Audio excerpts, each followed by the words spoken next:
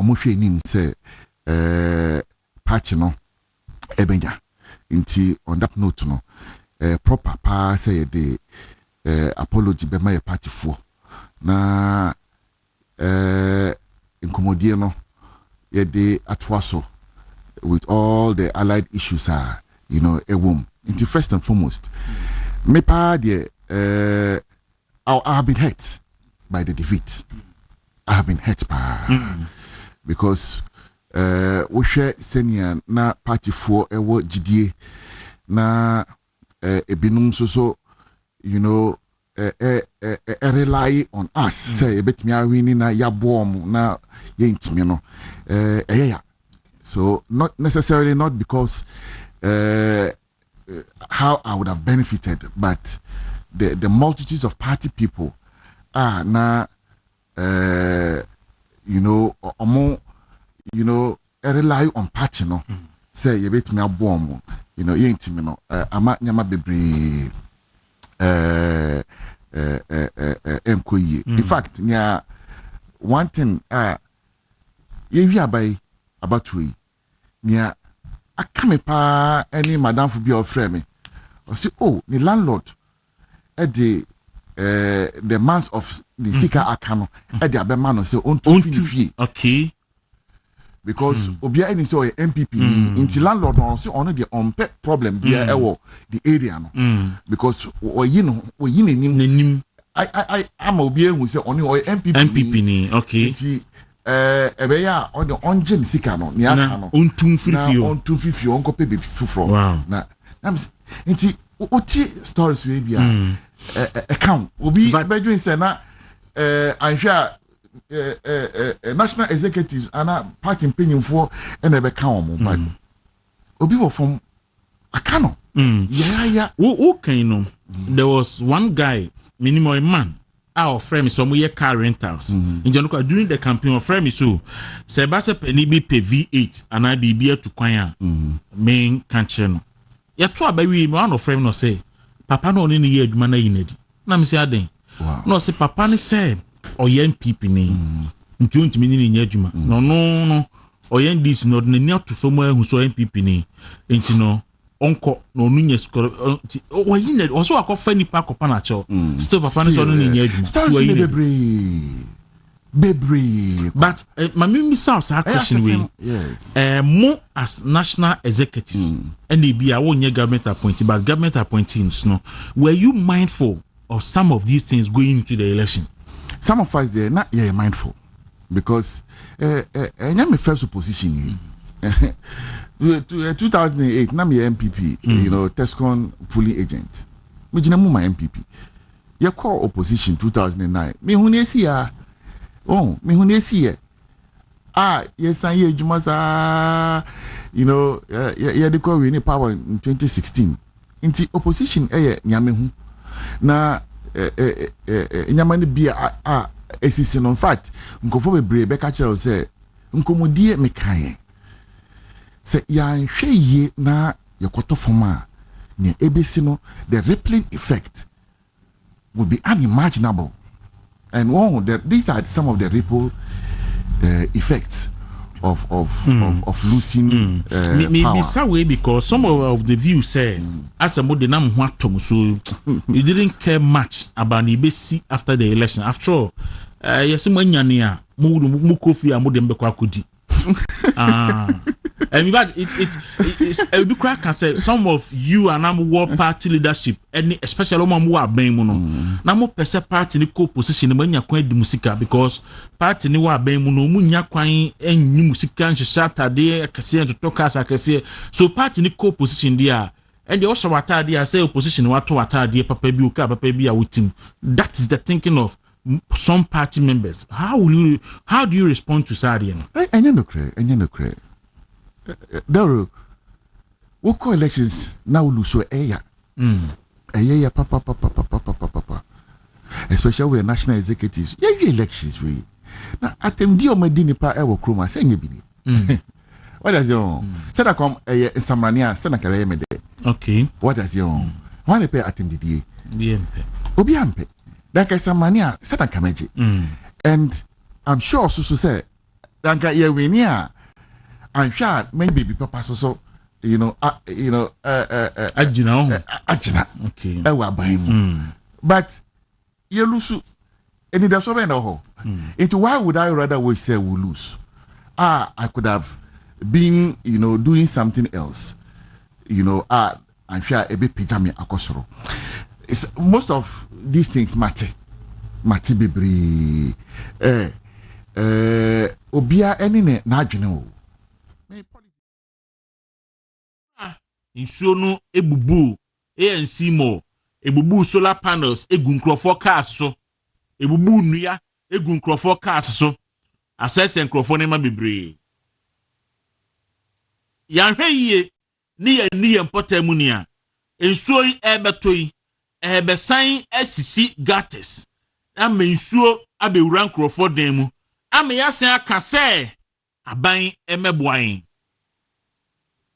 endrano ramahama eko kumasi baby eja hie ready for say aban emeboa wo mo na obisa se emwa ban na aban betimi ama ajede for ni bia lose millions of cedis e bia lose na ndra metie obi so lose $1 million worth of enema na ebi kura sika egom shop mu a sika nan kasa nso ahye na obisa se obi a we lose $2 million worth of goods autono edi emwa na aban bitimi de abo emwa bi eni ho aban entimi mouse $2 million bi you have to go and restart again and to them share how long take you what you have to tell them when you make kra ni adi eti abo esi udan ye 1212 bi when you put them money na nsuo to na nsuo yiri wo dem na dem ni ma say a aban suma na dmofo ba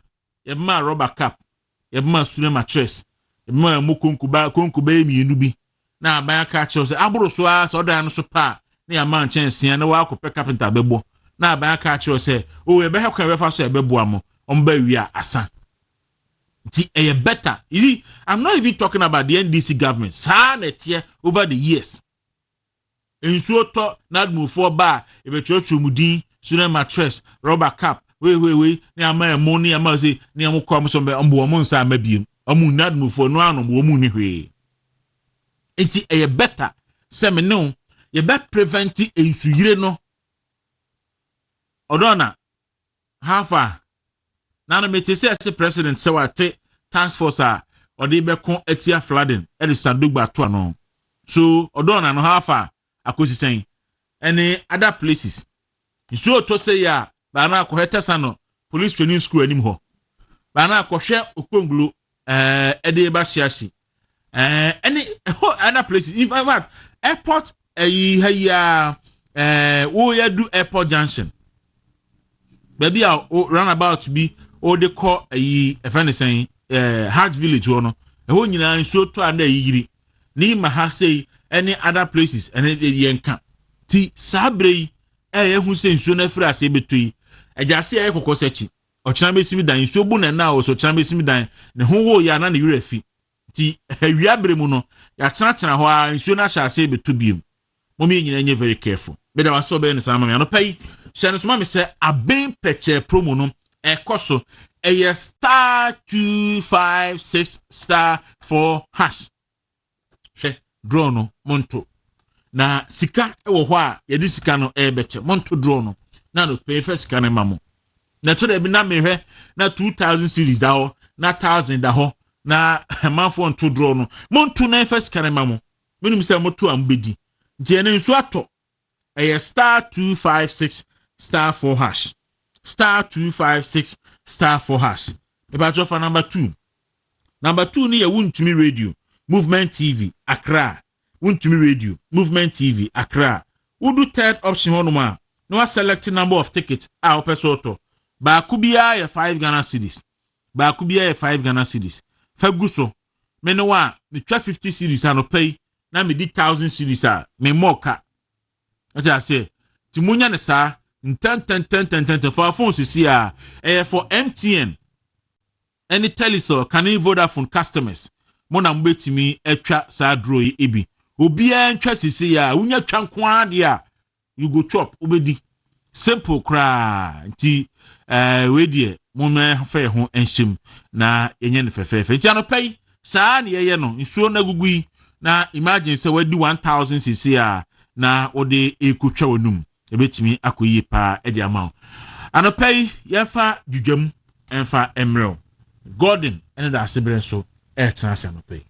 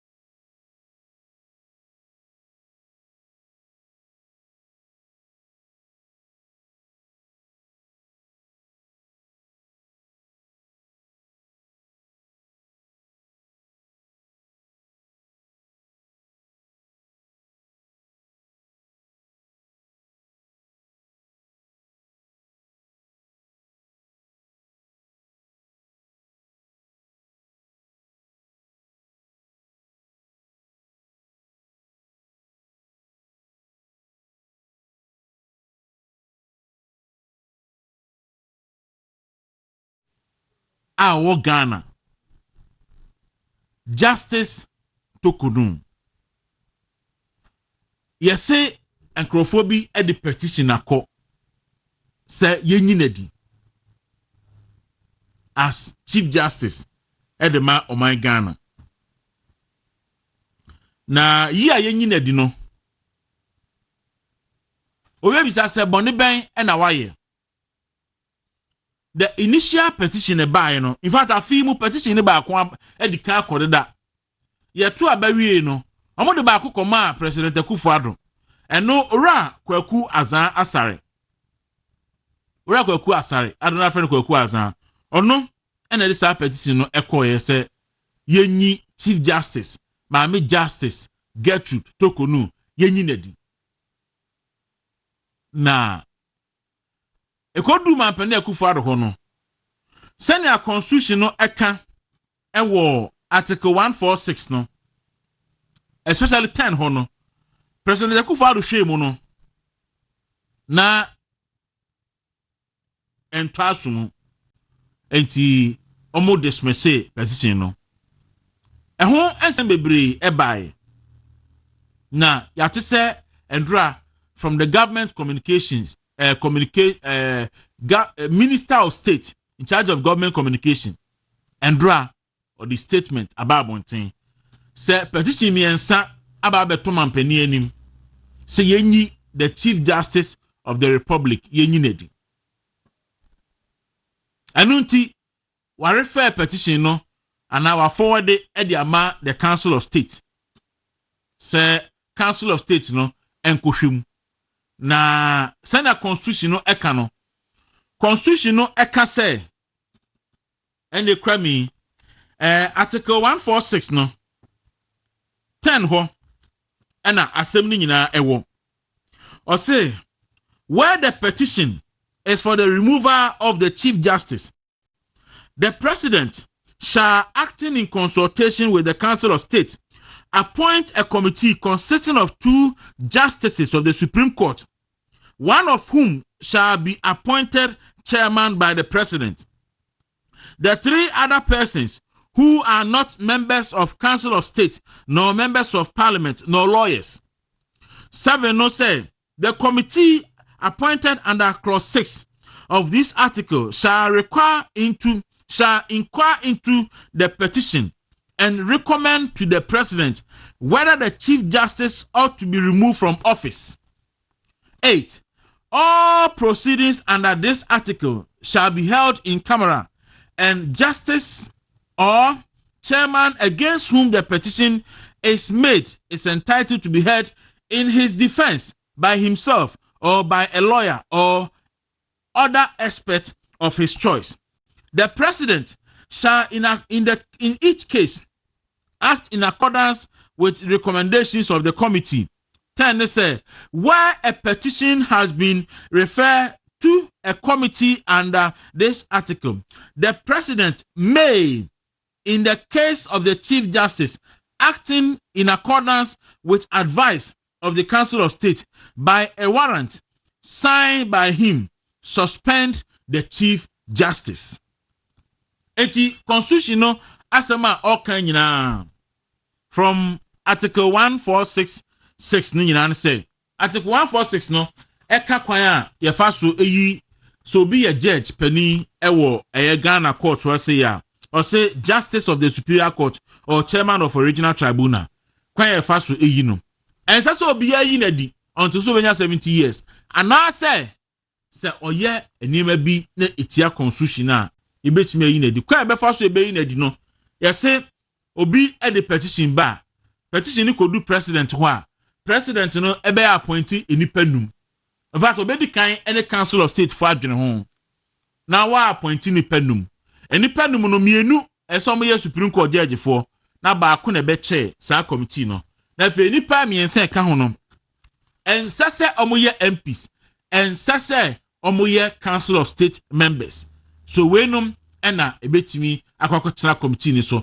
na committee ni so no omasem ombedie no ombedi ni in camera chese omunni no TV so ye ni radio so ye ni baabi a obi abehu bi eye in secret nipa ko a ye bo no kwadu no in this case the chief justice ebenya kwan to appear na wayi ni ho ano na obetimi ayi ni ho ano through the lawyers any other expert and now ono abe preface obeyi ni ho ano na committee ni wi a omo ayi ni by voting te by majority decision so recommendations omo de be no mampani no tia konwa so no ontimi nya ho hwe na ye dinamum abre a yate committee no eye na adwuma no mampani betimi ade afutuo e de free council of state ho na chief justice no was suspend no se onko tranchen till say ibedi asem no awie sakesi ebeba no before say ebeba no yehu nkrofo bi NDC mu a eka say by 1st July there na President Mahama swear in a new chief justice. If you cross start year insinuations are a chere edin a chief justice kuna oba no e wonom na ade nyina. But we be say what is the interest say you be the chief justice no edi because when you chief justice are awo enfie kakra won anim na oba ayen so enche edin na waye enti ebe yi na di odwene ho a then obesase be a lot of questions.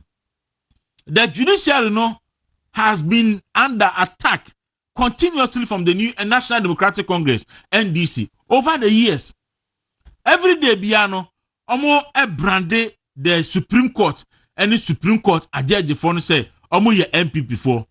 In fact, the election petition no omo can say omo ye unanimous FC.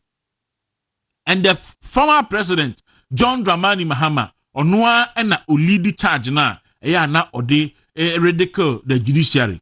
Enti ensam bebre akoso ewo ehonum na chief justice way in fact the one before him justice eni yeboa any chief justice way NDC for a single no out amoma super ne pa anyasem ketwa in fact a bit threatening say omoba ombe yin afiri ho enti order NDC for radar so say ombe deal with him ombe deal with her the chief justice na niama assembly nyina betum nkyere ne say NDC for ewo issue with another head of a constitutional body and sa head no Madam G. Mensah of the Electoral Commission. In NDC ba ye, Madam G. Mensah and Crawford the petition echo say, ye Madam G. Mensah di as Electoral Commission.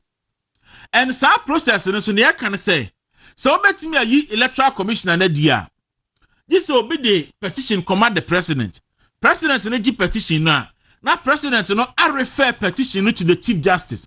Na Chief Justice no etimi determine primary phase e wo petition ni mu a na ono so I refer petition no ama a committee no ko ya adwuma wi a then now ibetimi ayi electoral commissioner no edi so ora John Mahama eba ye be president no obi enso tro petition ede koma ora Mahama say Madam G Mensa onyi nadi na abra petition no ekoye no omo refer petition no ede ma chief justice senior American no chief justice ehwe petition mu no ena o say petition no eye bogus eni nyina so bia enti woto petition no etwene enti ototwene ya no anya ndisi for no de say petition na buy no wato atwene so now ndc for so no ahwe ata say maame Jimensa so de kwan bia so no enso mo yini because ono so no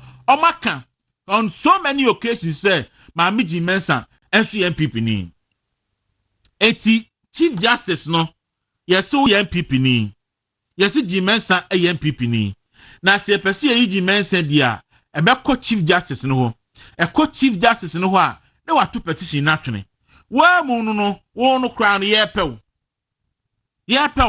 na wato petition na twene it's an etie dia and ye ni kan enyi maame no emfiri ho si eyi maame no efiri ho a then now ekwan mu beda ho na Mahama etimi appoint obi a ofo se obeye ne bidding na oye ne bidding na watimi so ayi Jimensa edi efiri ho eti that is the reading of a lot of people are and no ekoso eukrunum say this is the reason why intia obi ebe in fact this petition no was preempted in fact a weeks ago and then Crawford can say enipa bi tidam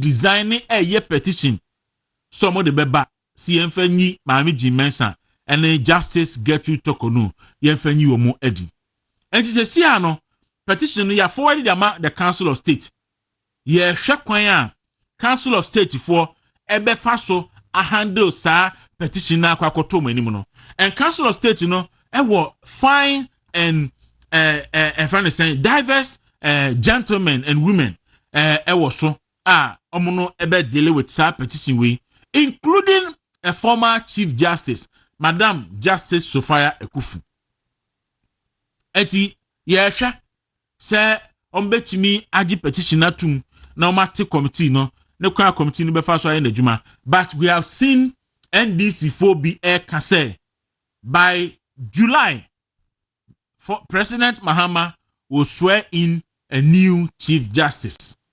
So ye nim what it means by that.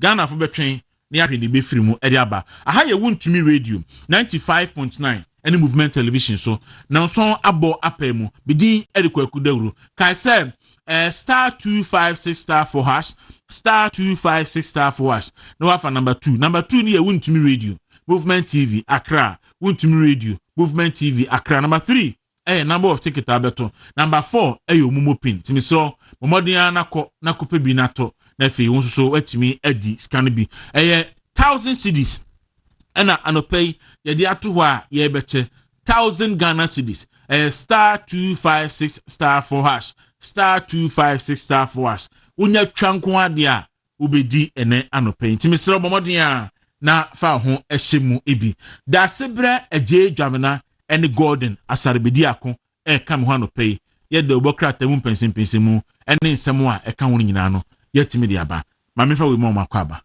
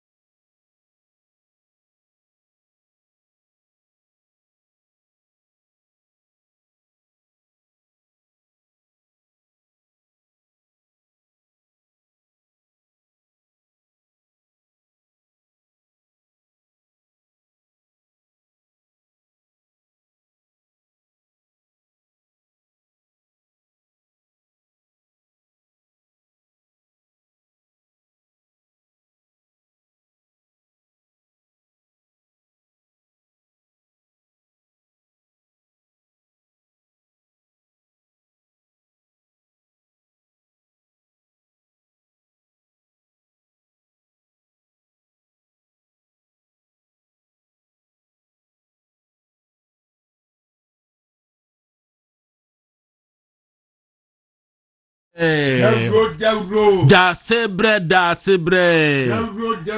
Na ni mamu te sen. Awurade tumi nti ye ho ye. Ede Nyankopon ase se anope ho eye. Na mechanic no man bu fu. Ndi esesa. Ono mechanic for the. Ono man bu fu pa. Da sebre. Dawuro. Godo mate. Ye do amenia. Na wi aboko de. Nyame adom. Yele Nyankopon ase. Ewo ho. Nyankopon ase pa. Me bompa esenka one day ubusa da sebre okaso ni business partner bi na wo skabin wo shele bufu ha na kan kwen no mechanic. Da sebre.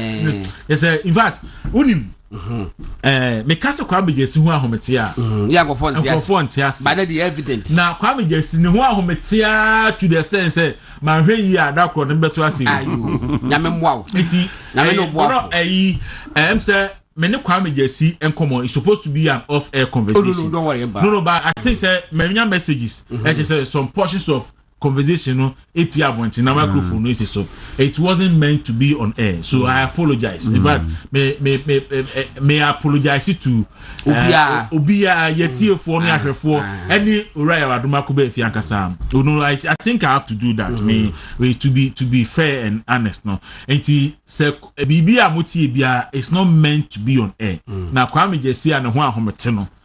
Odi me beto asemu that no. Pat kwa me jesi kasa kire no you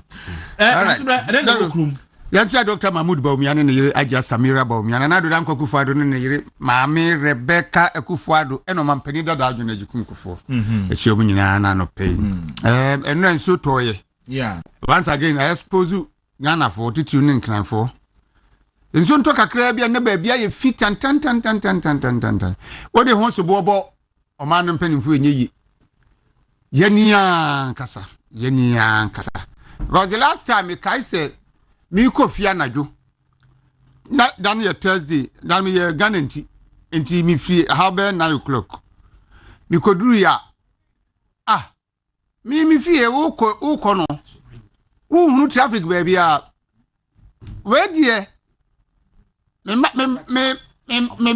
branch ya me ko me hwese car traffic no ache suro nam area ha de de na traffic abechi yen me call kakra ada ya ensuo no ayi ewo ye area ho bridge bi da ho na ensuo na yiri na akonkrofo fie na ba bia kwa na si aya de na ensuo yiri ba bia gutters kama ho ensuo ni yiri bisa gutter ne bufa so ye ne atoto ne magum woni esi adai wo area ho obitimi kofa anwea oba no ba hwie gu kwa no mu na bia hwie gu gutter no mu ohunu nyansa se ma menyi di afri agu gutter mu no enwu abonten na ansa na maye madwuma omfa ho ono na dwuma wo ye ne ehia no enti nsuo no to na se betwifa ho a na esansa ablokunti no na konkrofo fi da no nkrofo japade bebre sei ndi sa nyama ne ye nia yesu ne ye bambone no a ye kremu no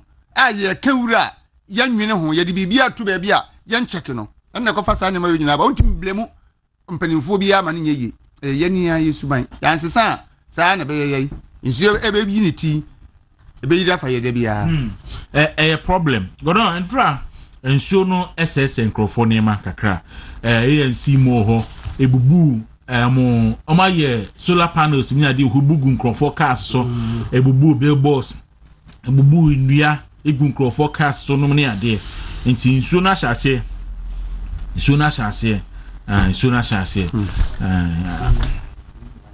okay Kwaku da sebre bank anche enti obai hu se nsuo ni ese na se ye ne mama ye I used okay ye di nsuo ni eja kwa atena da do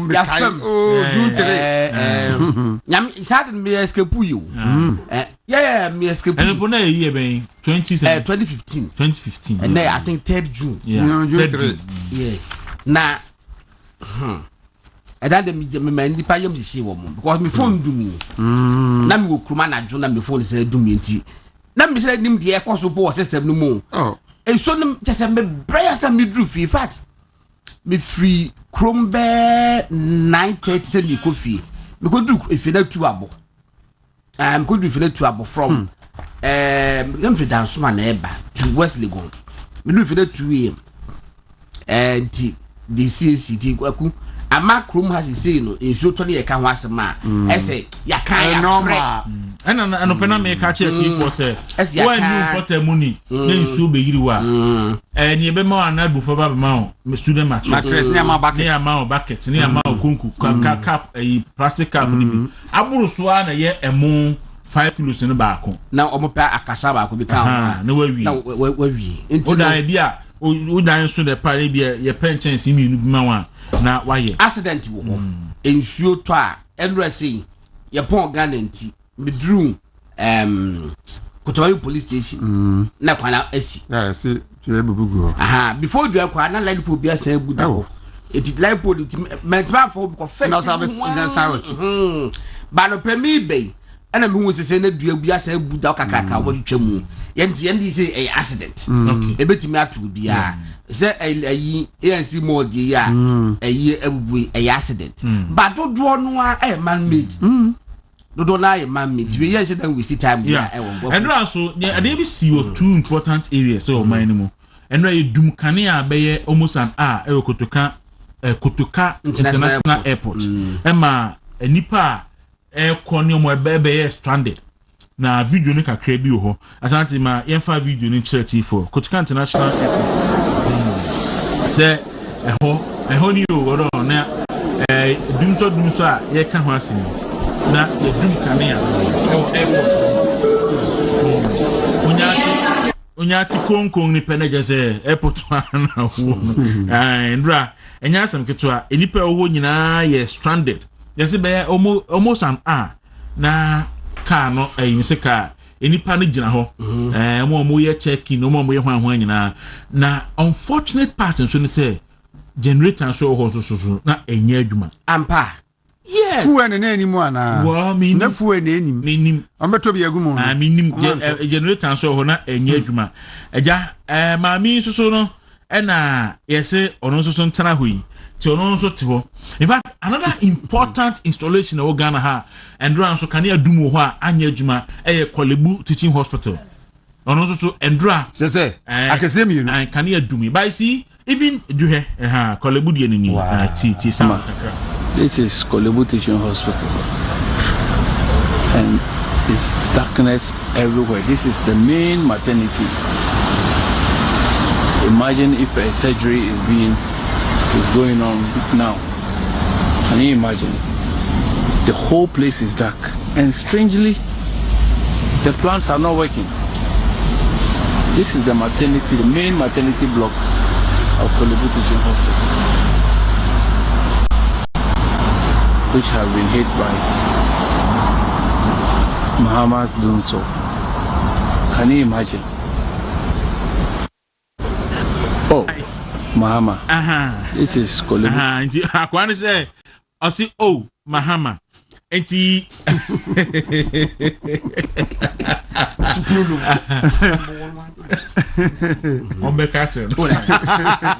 Unim. Nti Goron. Another important installation of government and so Kolebu hospital. Yeah, Kolebu teaching hospital. In fact, you see where the main maternity ward area ho nyina kan na echo off na call off so no so no send e see wo airport na plant so e ho so nya adwuma. Enti you can imagine sank ndre bi oba bi wa akwa wo so ayeye no well ye ntimi nka e na e bi press because Kolebu ya ba bi a nti ho so edum every second bi e wo bi okole the you say abrea na Akufo Addo NPP kura wo so no mudundum kanea no there are key installations e wo ma ani mu a e ho ye num kanea ho enti me kai say time na dum so mu adin pa na me Akufo Addo no baby to say Eastern Regional Hospital ho baby to say St. Joseph's Hospital sa any intravenous infusion hwan sa areas ni nyina no enipa ti wo nyina hu dum so that's no mean because ye dum kanea no a ye num ho nka ho because of hospital no nti enti say bibia si buru so a kanea dum is from Greco anya sa dia ye num kanea ho so just nkasa dey say Endra airport kanea dum ye na plant nya adwuma Kolebu kanea dum Endra na plant so enye adwuma enti omo ya amete so obi kan we dey sepro na me say sepro senya pro yes before say omo hwe ni na ni nyina no moa because ofa kolebu na ofa Kotuka International Airport wa nyasem ketwa na yi dwala nu energy minister Kumasi Dumso has been dealt with what got the delay no say we delay ni Kumasi Dumso han ka o say afei the containers 1000 bi ayira oh ye be pa ho 300 ye be pa na me hu ni am say akwa be so to make cancel hu no containers 1300 and something ayira containers no say ay mo okay so which means section bottom no mo de Kwaku ayi enro dwumre me hu ni ba bi say obi so edeben Kotoka International Airport is in Canada enye news na Heathrow kra no ya close ni down Heathrow kra no dum so ba ho Kwaku o pese o cite example la cite relevant example na ye hu say wo nim de kakra Heathrow enye dum so na ma you close down Heathrow me no ka say ya close ni down eja de she Education station bi wo ho e de jato mu e na ekosi main cables no etime no ka say Heathrow Airport yatum but hono ekọ ya na me say ma konta wura kwa me dubra kwa se na message say mama be sara ho na me su da bi mama okuma se na eje eto ho no na okohenti onya nu Heathrow no say yedum kane ai so entisa netie kolebudi Kwaku yenye very very careful ya anya careful ye belusu nipa ya wo because ebia obi o ye surgery krempo a wodru critical area yedum kanea na afi efele akwohwe de bakron kwanti no such installations de ye feni agrotem be so munya standby generator kana le call off automatically no na ye no so aso aba se kana de we energy sector Kwaku wo jinapo videos nana oh there be me wampa ma in fact me ana manye se meye na se ka wo ye okay enti enra ye wo holo ma na breaking news bi babon tin se containers mako 1350 ajira every temaport containers containers enye items mako nkitikiti bi container say 40 they say 20 foot na 20 footer container na mako 1350 the other Ghana for Jimmy was say ayira every temaport adenya o mo so mo koye audit na audit report mo submit ma energy minister no e kire say sat containers na ECG for niema cables bi na igum no mine port aba na enema no akonfo awia e whatever port 1350 containers na 50 containers kura because uko wia airport obetim na san wakan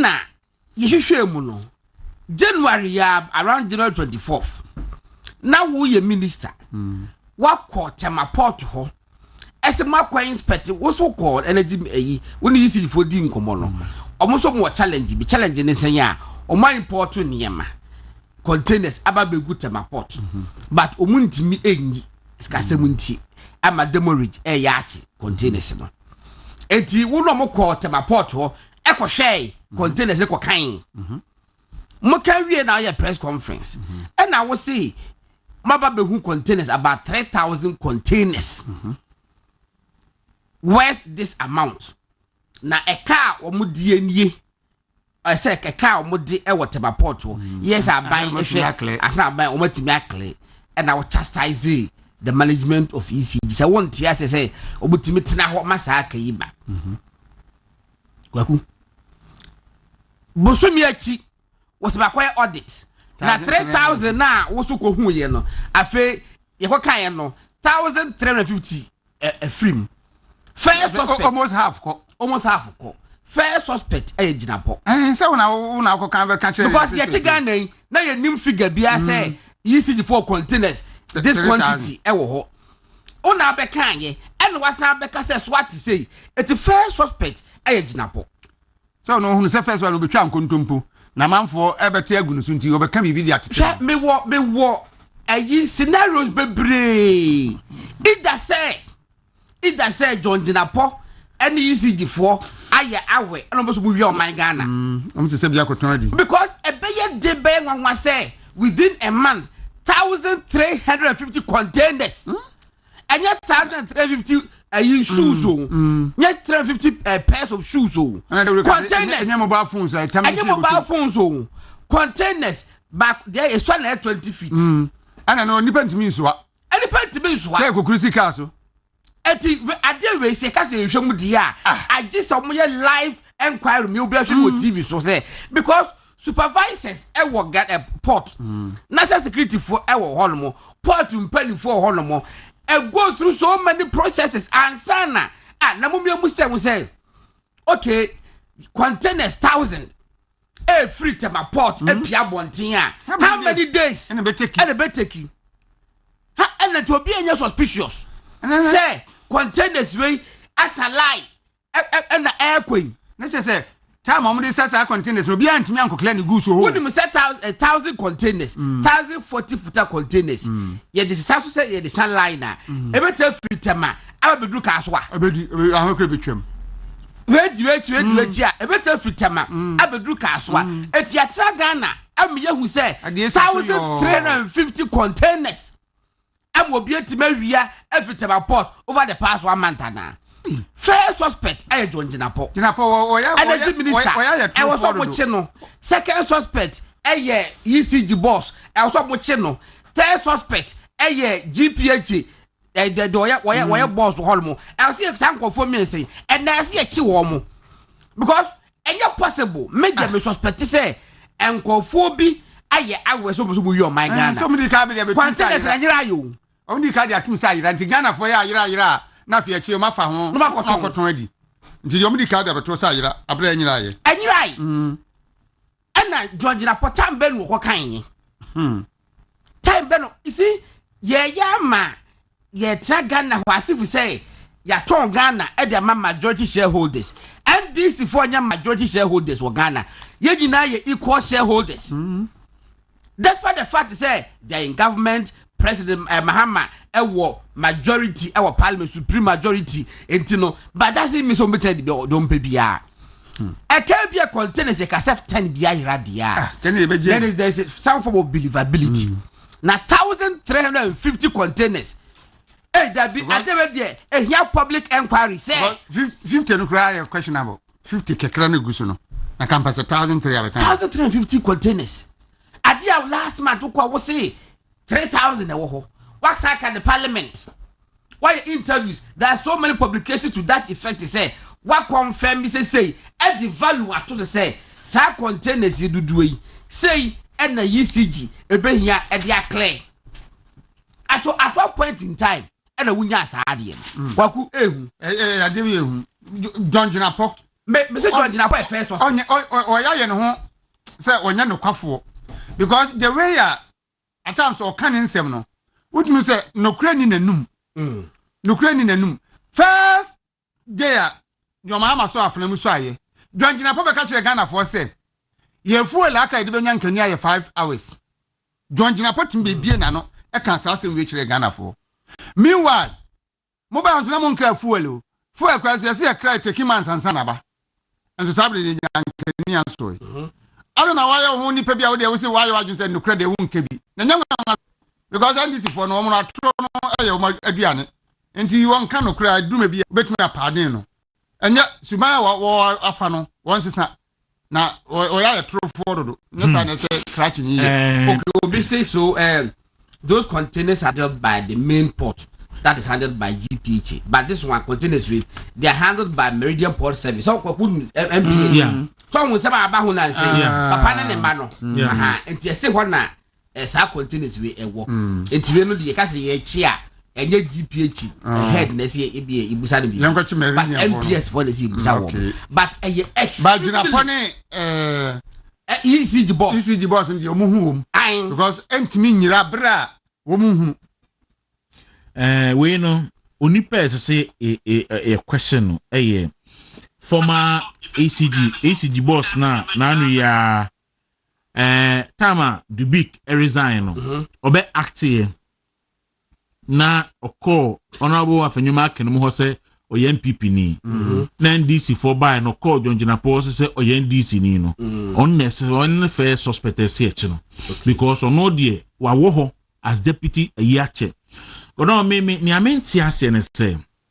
adenti na ECG be crack containers na containers no a pile of port wa in thousands 150 in thousands why me that's my concern say so be akwa container na first of all e ban sign na etimi e pile containers kono container ye kan container yi nti say nsuo yi o e ye kan yo anya bottle container kese yetimi pile ya 3000 et container ten na ye na twam no ma ko 3000 negu ho container mbe hu say sika so no eno sam a container obi akoyi ni niema na sika so sam akoma 3000 entu bisa hu say so oman no eya na yadwene sen eya oman no yadwene sen say nti opa no goron si yeah procurement no na yes stores management procurement expert for be a friend perfect say o store mu na say when keep proper records on ade a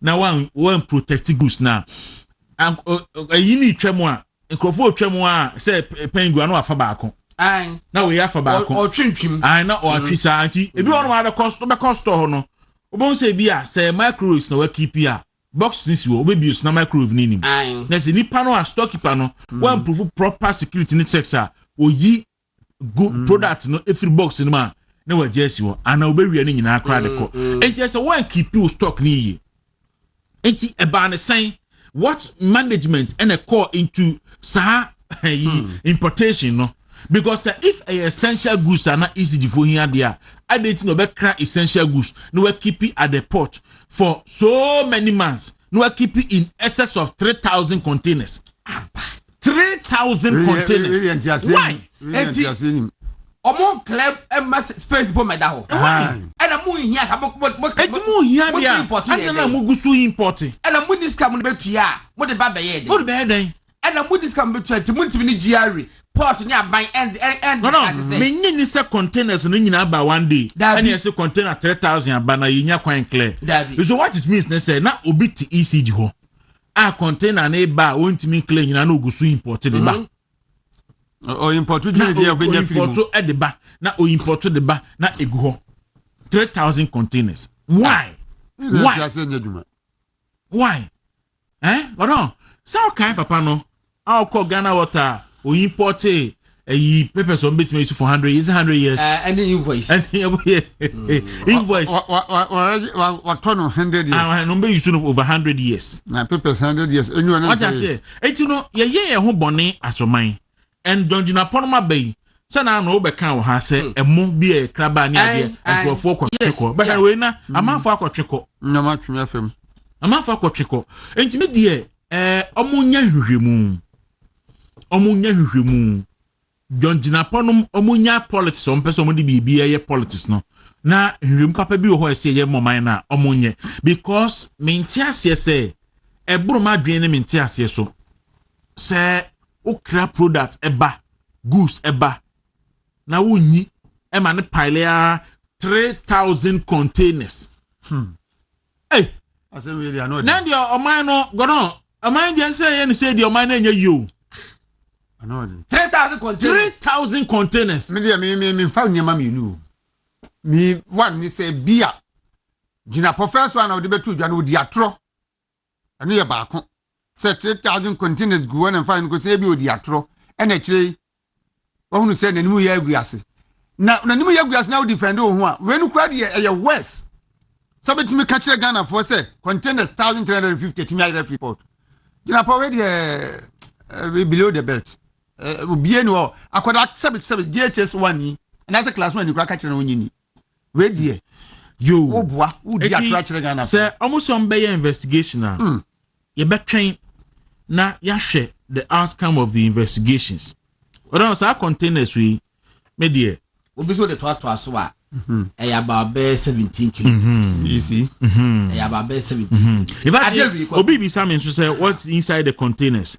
In fact, we are told say a meters. They say a meters and a prepaid meters. You see, we should also know say a time ago, a man for being imported, you see meters about 57 million. Is it dollars or cedis? At the buyer and yedma. And a fake. So could it be say na ye sa containers no contain sa fake meters na it be a meters it be a other sa ECG and sensible no e yakwa crime scene na mami adentina obitimi import fake meter abra the whole Ghana ECG for pet and no man that say omuma meter ebo obi dan and you wouldn't me kwaji meter contracting the contract ECG the imported ECG the contract am obi so import meters. Do you know say your political meters our system in papa ya otiwe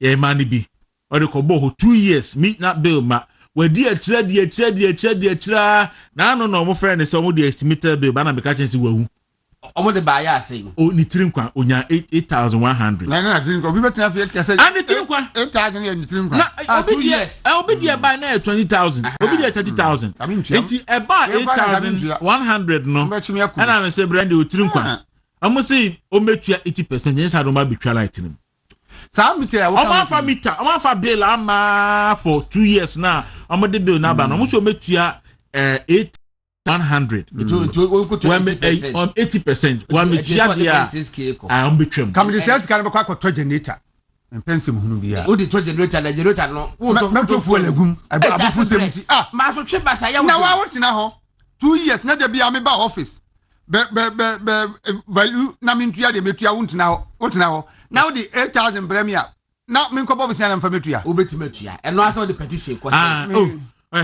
you are copy RC na bia woko sabita me bo me kan say and this what sumre bi otia je u kai no doctor otia je energy minister doctor otia je no obobo bi papa sam no so no MP o contents ne say issue ba me kai obobo bia na ekọ abato no olusu ye ana Osman boys so mutu na de nyina fa emre no obodo ye ne mo as hana bibisu de ni bi hospital ne ma no omde obi say so no container can leave the port without documentation for containers they will be taken through the scanning machine. There's definitely a trail to identify the movement.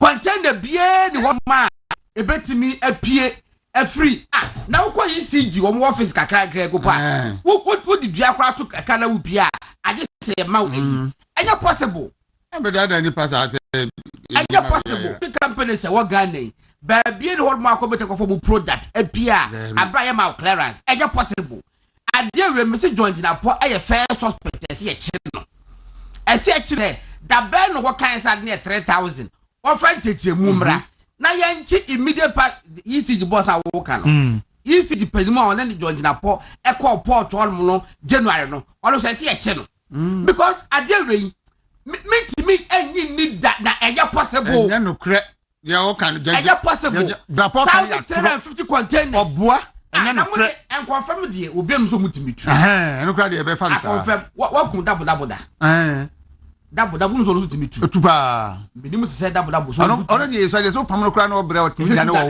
ka so jana me pida me nan yes o timi ye na double timi tu I confirm de o timi tu but flying containers pa de bin see that don't na po we de mon ka say ko hwisem no be di a kire ga na mon ka say ya no ding oboa ati anko is he go on sa a podcast nti mo be da mo kakran say you know say international trade ni international export issues no all your contract no international commercial terms na friendly incoterms no o say enema ni bi won mo kraba o de ba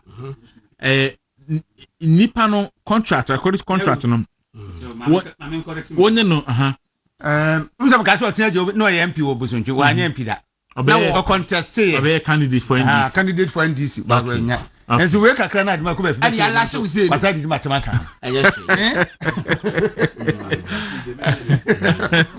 eti godo so we import idea mostly it's part of the contract no ube state as part of the international commercial terms na friend inco terms in say anyone be do portal either say one na be clear one day and I say nipa na ode ba no ebi hono no abe fa insurance obi hono no abe fa bibia na oba no akene and all those and I'm told say you use omo na buy so ECG phone na say omo clear ne ma and omo jane man de gu ho etimi simple question is say na mu hia de a ade na mu important na mu hia so de a ade ne bedu ye no say mo ayi sika mo de krade a ade na ni man de no matu akada da won ni man no mu important matu akada and ne bedu ye no omo abandon ne man de gu ho see so omo kra na obi agide obeji afi woni asam di aka ni o man de tie mo mfa ho woni asam obi ehia wanya firi ma wie procuring them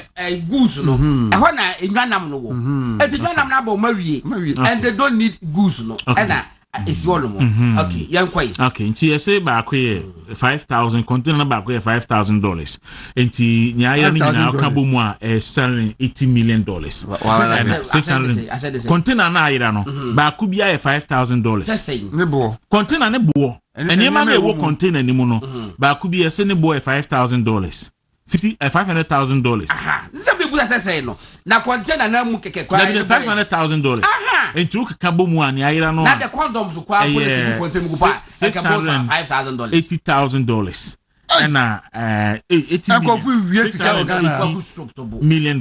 Get the figures right again. Me say ba ko ye $500,000 container ba ko bi e neme wu $500,000 na ni na ye $680 million. $500,000 times 1,350. That's a $680 million. $680 million. In fact, where the figures as put out by the energy minister. You know, I mean, it's no can't say be brief. $500,000. $675 million. Only 675. Okay, it's more running up here. 680 million. I will 80. Yes, 1,300. Okay, fine, no problem. $680 million. Me mentia say and for me per se omuvia Ghana about $500 million. Okay. I didn't hear you. And for me per se omuvia omako ka che say ayira eti ye ni akire bi ma no mafa enya possible Kwaku I see there's no way out unim gonna unim asem we how is it the case say yes na encrophobi eyi ECG containers no esa betoma ECG4 wa metimi no metimi aye is it nyema bi a na ye pick no ne ade no say ECG container na omo akrade aba no na container no aba bedu no encrophobi eyi ECG containers no esa beton emu content no edema ECG4 ye budi dia ban we die aban we fe die budi dia ban o betimi aye no ebi ekoyi ECG container no esa beton emu content no edema ECG4 ye nta me se omunye enquiry esa omunye line e woti na ye mfre omo import ade ne baaye ene wo mo amobeto ye be kokan ye ese guso mu nyina asem o TV so nonkron abo no twa aba panse mankron enanye na enanye abin peche promo no ekoso number 2 star 256 star 4 hash star 256 star 4 hash file number 2 ye Wuntumi Radio Movement TV Accra Wuntumi Radio Movement TV Accra. Number 3 number of tickets episode to back 5 Ghana cedis.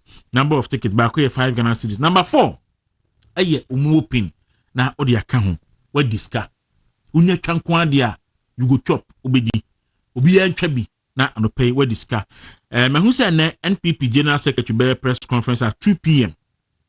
Party headquarters. So ebehwe na ebrendo so a ede ni bedi achi ni bisi bia ebebo etie fo amane go don asante patcho me the fly bi esme forward the fly bi ma na Reverend George Labi AB me say Asante fly na okay, mama send them out. Me send ba ku bia ma no. Mama send them out. Mama send them out. Reverend George Labi e bisa me say eh no kra na containers no. There be I say if you don't reverse your aid cut on us, we will retaliate. And I will Asante fatu so na so there be ma asante for containers flying containers na to so answer. Aye. Me da ma no. Flying containers no munya ho abotransa. Oh don't fatu so. Tini. Say we calculate how okay. Okay. 1,350 containers. Back 500,000. Okabuma $675 million. Containers no. Yeah. And containers ne funta bang. All right. Me da say asante. Afifa grandma bi en bra. Na grandma ayosebo hype man no. O say hey nana o kanto kwa chani e. Go on. Grandma and the eco canto catching. I say if you don't reverse 8 cut on us, we will retaliate. Professor Jenano Pukadimai wants Donald Trump. Hey, Reverend George Labi who you know they send me some say, hey no cry na. Eh no cry Reverend. I'm sure. Asante, your video no ho. No cry pa. Enti no e bia so bi nyini dia. Ya mo video no mo. Yes, Professor Jenano Pukadimai. And what threatening Donald Trump, America president? O si Trump onya be ma won tin obi a wo what threatening? Go on. Professor Jenano Pukadimai. Wo popo nani. Actually Trump. Actually Donald Trump. What say? Wo na what America ho? And I will say what cat aid to a year na. Na niema wo ye unya o hade kono. Ya no wa ya no. E muro niema ifiri ho ba no. Mami omo pa no vice presidential candidate me catch any man say omo ma me ntina fie nwini no ho wo mo sunsun na tukọ wei wo mo na epa kan papa no ankasa president na epa na asema ka ana odi asoma vice president so nkoka e December na wono de watwe ne ho na wono di aye wo asante ebi obi be kase ye boa Professor Jenna no Pukadimai ohia manager wa blast we are newspaper propaganda newspaper so make say Professor Jenna no Pukadimai blast Donald Trump eti wakeka bi a kire no yen konkoti just 38 seconds video yen goti ni go. Somebody's asking the world and foreign aid, and I've heard the president of the Guardian in slashing aid. You see, one of the questions we have now, he hasn't asked himself, how much leaves our continent to his country? He hasn't asked himself that. They think it's just charity. It is not. At the right time, we'll also take action. And it will not be funny.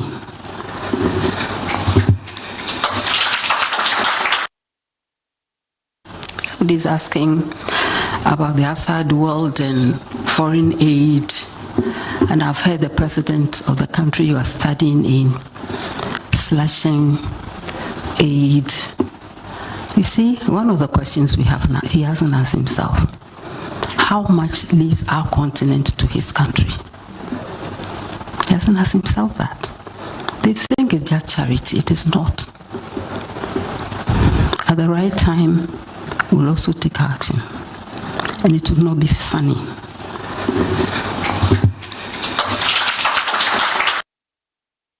Somebody's asking about the outside world and foreign aid, and I've heard the president of the country you are studying in slashing aid. You see, one of the questions we have now, he hasn't asked himself, how much leaves our continent to his country? He hasn't asked himself that. They think it's just charity. It is not. At the right time, we'll also take action. And it will not be funny.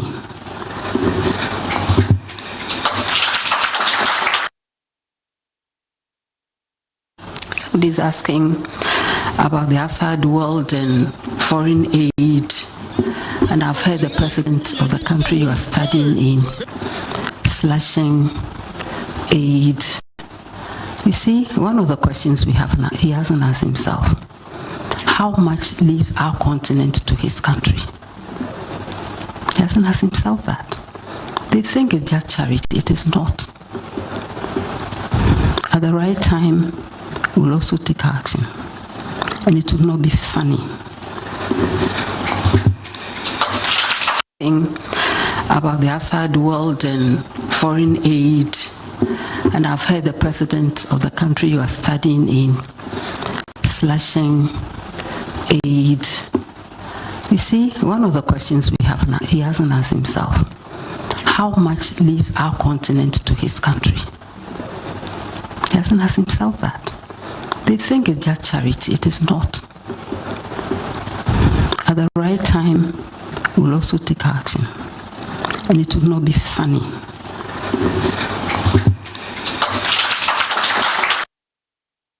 All right, Abusia, where Professor Jane Nana Opoku Adjman, a chairman of the Military Council. Chairman of the Military Council and the chairman, so not chairman of the Police Council.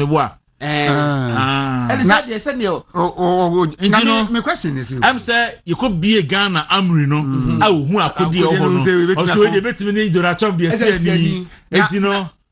Now, my question, maybe say, man, Obi na wosi me wo bisika enti mebere ubi abeboa wo ena so onfema no hu sa aban aba di o mo brantim sa mo munya nipa asese eboa mo sikase mu mo kwahwe abafo kofi basahye ade ye de mama mo bese ntie mfamre mo wosi me buafu na ore akukọ ese abrabo enye bona senka akukọ omo ayi toma on seden enti sika no ninya ye simple ade na de o man no ni bie na wo twa obi se wono na emphasize camera na nsa no aye o ma ye mire bia me kai mahama time ba ko o mo ka se ye donor partners deben de be support ye budget o mo so mo fam biu no na mahama de nsa gunti no o twajo mo de mo musuba mboni nti mo ba ban mu bia no a na manfa kati 8 because mo ba nya o man number buo sika number wi adi enti wono bro ni no to oni mo Obi Samigesi said, or share from Hamburg, or say the NDC members they are clapping for Jirana Ukukwatma, but they never think about the consequences. Oh, sorry. They are talking about Mario Crown Bomb. I'm so rallying city, Massive Sports Stadium, and NDC Penifocian, which I would do a matter. Diplomatic relations, no. And yet, as my can say, and yet, say, who will take you action against America, and it will not be funny. But who knows against America? Actually, and it will not be that will not be funny. And what do passion the fisher? Yes, the monk come can share. The year is it 2020 or 2021? America government here say.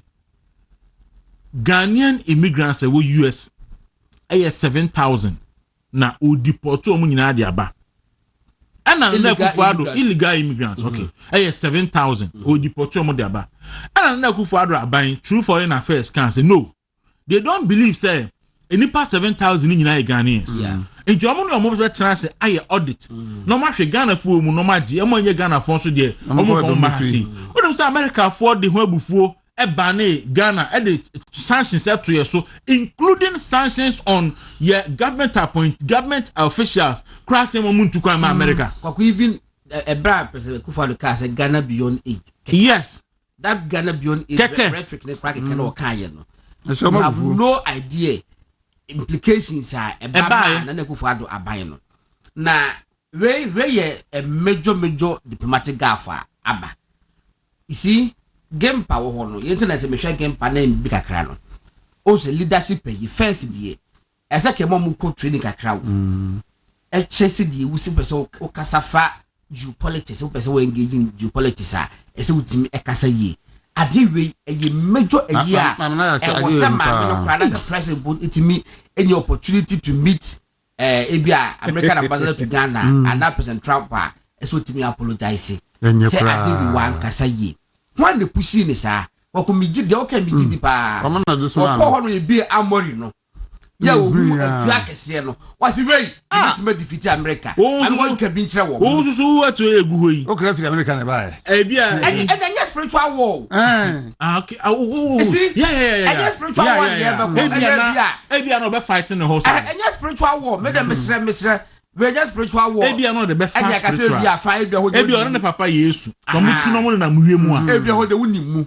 but we die ye bu didi aben yesre mo mamon meka Ghana fo abusuafo ho no ma ame udafo ebe fa bu madwen akobibi so sa ho on say John Mahama ne Russia president no afa yonko fe is it the case say on person must say any America for money Russia for into my bar no because that yes John Mahama 8 in crown or cassette ya is it G20 yes now all crazy breaks yeah ni Russia no ni ade yes wo well before election Burkina Faso fo a NDC for don ba krum ha sei no and I me who say Sadiq Adam video be secret say sa Burkina Faso ganjanga for no na see o protecting for mining site yeah do you know say yes sa okay say President Akufo-Addo ebe kan say Wagner group no Emma sa Burkina Bay terrorist for ni bi aba Burkina Faso and Mali for aba e border no yes and when him say I don't know what's pie sa Akufo no gold pa na ompe ba bia gold mines wo because omunya sika de fund illegal mining omunya sika de fund omu illegal businesses so me ade no Enkrofo bi ekofom ba krum ahead of the 2024 election yes say ye to aba wie na Akufo-Addo say o nya atumi mu a omu de ombe basabasa o memu but no eye san Enkrofo no na aka o memu a enom de omani ha kire ye mining areas na Kwaku e omwa hwe ye fre ba bi dollar power eho dollar power eho yeah kwede kwhwe hu foreigners egu ho eho de odi echifo nkwa hu awurade eho na akwa hu bansere yes eni soposare adopa mu di to na chia adopa we kwa no obon yonku tu no so obon yonku enya hwe no awoso no hu sei opusu nyaka dollar power hwe ba bi awiase aduru no funding terrorism ayi bibibi wota ya itime chew Kwaku fertilizer na enkofo area free o my Ghana e de kwa Burkina Faso eni Mali no ye kwa busa say fertilizer no mo de kwa eden no mo fa jafu no mo de mo de ye okay no mo fa jafu na isi minim ba bia Ghana penifo na dress isi ya enye sa President Mahama inaugural speech no de maye no and as the day swed in that portion na work asem work kafa breaks home and they say power omo anya and they say wiase economic powers be bia tilt ko Kwaku wakasa wi ya me no wankasa yeah wakasa wi ya me friend Dawuro asem papa yi kan yi wodwe ho sen you see yeah well calculated move I was say na say okosoro ho was say good or promote good neighborliness good neighborliness when I catch the Ghana for any Burkina Faso for one to you Mali for you don't want to you do be able to one who create at the boogeyman and you see any home but I be a creative say I did a baby wo no the kwa for diska sad it here to the extent say one man will be say 1 year special envoy to there's a Sahelian region. Group one almost almost breaking away from ECOWAS. ECOWAS a member country no almost breaking away from and now one special envoy. Yes, I support to the omo and almost the channel be at home. Almost the drone be at home. Say and never free China. Sorry, if you Russia, ebe drew sa Burkina Faso di Mali na. Papaya woko we one day draw ben no they are and they are also coming to see man ye who say those countries are also coming to use Ghana as a transit point. Oh yes no more they because mostly omo here omaya ewo insu na no betimi ai ede niema fa ho no mo so they are transported omo niema ai be fa insu so no because I know yeah inland countries no more they are Ghana had their call no one that's in and saying sir not dollar power no nim baby o dollar power Bole in the Bole district in the Savannah region. In fact, a dangerous area to the extent say omuni road access, omuni telecommunication, omuni electricity. Sa community no a illegal mining zone. I will be a through. You do by kura soldier for kura so some beko. Omekum. What now? President Mahama, that's not president first table. soja ni bi no frasi mfusu omkobo ho ba mo ayi sankofo ikun no yeah na mama na president e wo bole obukun no wow abutia enti no case no ehu na etore bia na ye kenehwe illegal mining enene agi nsemu a da ye kunipa tototo na ye say enimenti ora George Labi asofo una obisa question who ye na onyini say je fake news a do so baby ya if I me where me can say ye AI video okay o se ball man yeah obi so bi kwa abonwuma no a generate bibi AI na dia generate but we dey say one na ko kan we say and it will not be funny. It will not be funny. Me honor me say. I'm sure no. Not be funny. No, onim Donald Trump no one. Maybe on Yanti. It will not be funny. Yay! Why is me feel na me no kuma say. Maybe pause what the linguistics e be face economics. Ono na ne dai busu e kan wagine busu me. The busu me na untua ka no afro. Ohia wagimi wo hu. Osumi aso no ba betu am da ka. Ndi Donald Trump here na abeka say hey. Okay. Onya correct wo. Ayi na Samola PJ say landlocked countries. Nti Sami me da say for sa corrections no. Okay inland no. Okay inland no. Say landlocked. Omo baby Apuni. Landlocked. Sami me da say ni ayi. Ba you see ha adwen kwan ya former president no omo na go don hwe Omaya ye timui eye oman bi a emra eye adwuma na President Mahama eba aban mu yi a o se obey reset ni hwe katatie frifa in a week ya che ne premier nu endra ya sa che I'm told say menene nkasa we dey menene nkasa personally but matese ye se o magije ni phones nyina say omo ko ene obesa akọ omo investigate o magije ni phones President Ibaye ye ni pedi Sam George said Ministry of Communication adwuma any ni agencies adwuma for 3,000 na emu 600 ye fa omu before say after 2016 2024 election me won say Kofi Ofosun cancer a publishing names of nipa ye form 2017 a Sam George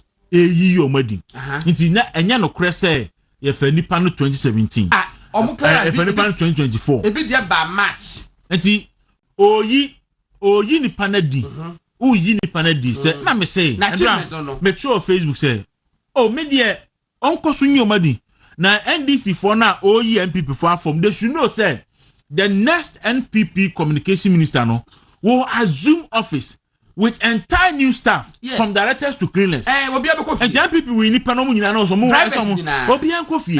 Is that the public service Ghana for person a build ana? Because na me aduna MPP win election. Je ni akra betan ya recruitment bi. Baby I have offices no and ministries no departments no. Ya police soldier soldier from penny for yes munko fie police from penny for yes say afei de ayi ye drew chief justice ye be yi electoral commissioner di ye be yi obi adu o man ni mu why okay so Kwaku yanko chief justice di no na Mrs. Gertrude Tokunu Asaba Isaba. What the third female chief justice. First one here, fairly say, Mrs. Georgina Wood, Tudor Georgina Wood, and the second one here, Madame Sophia Ekufu, and the third one a year, fairly say, Gertrude, yes. Na Kwaku, unfortunately, no, Oba be a victim of circumstances. Unfortunately.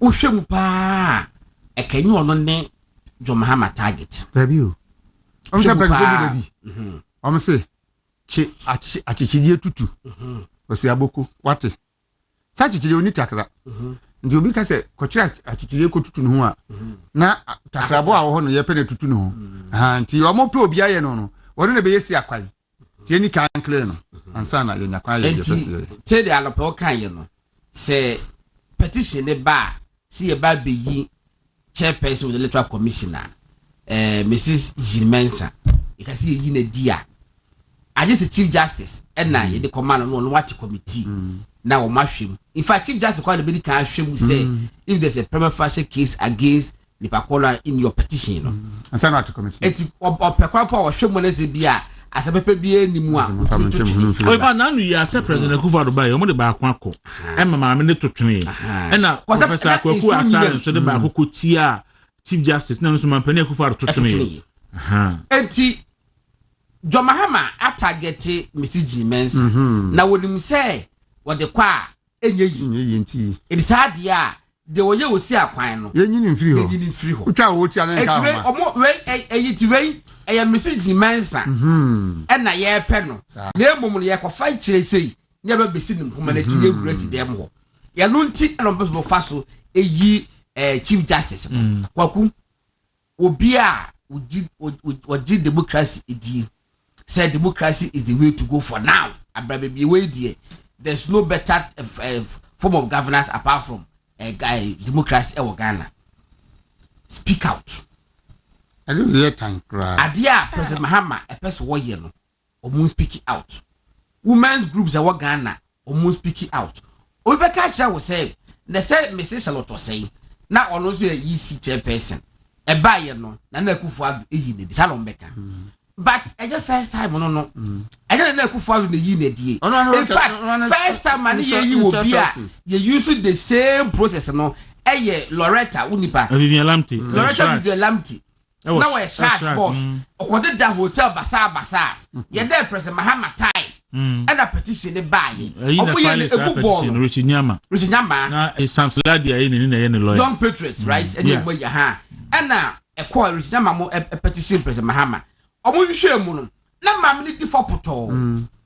Emma ye mamne di. Cause of financial loss. Mrs. Charlotte say, so dear buy. Don't forget to say papa and say free me if any say. I'm not silly man.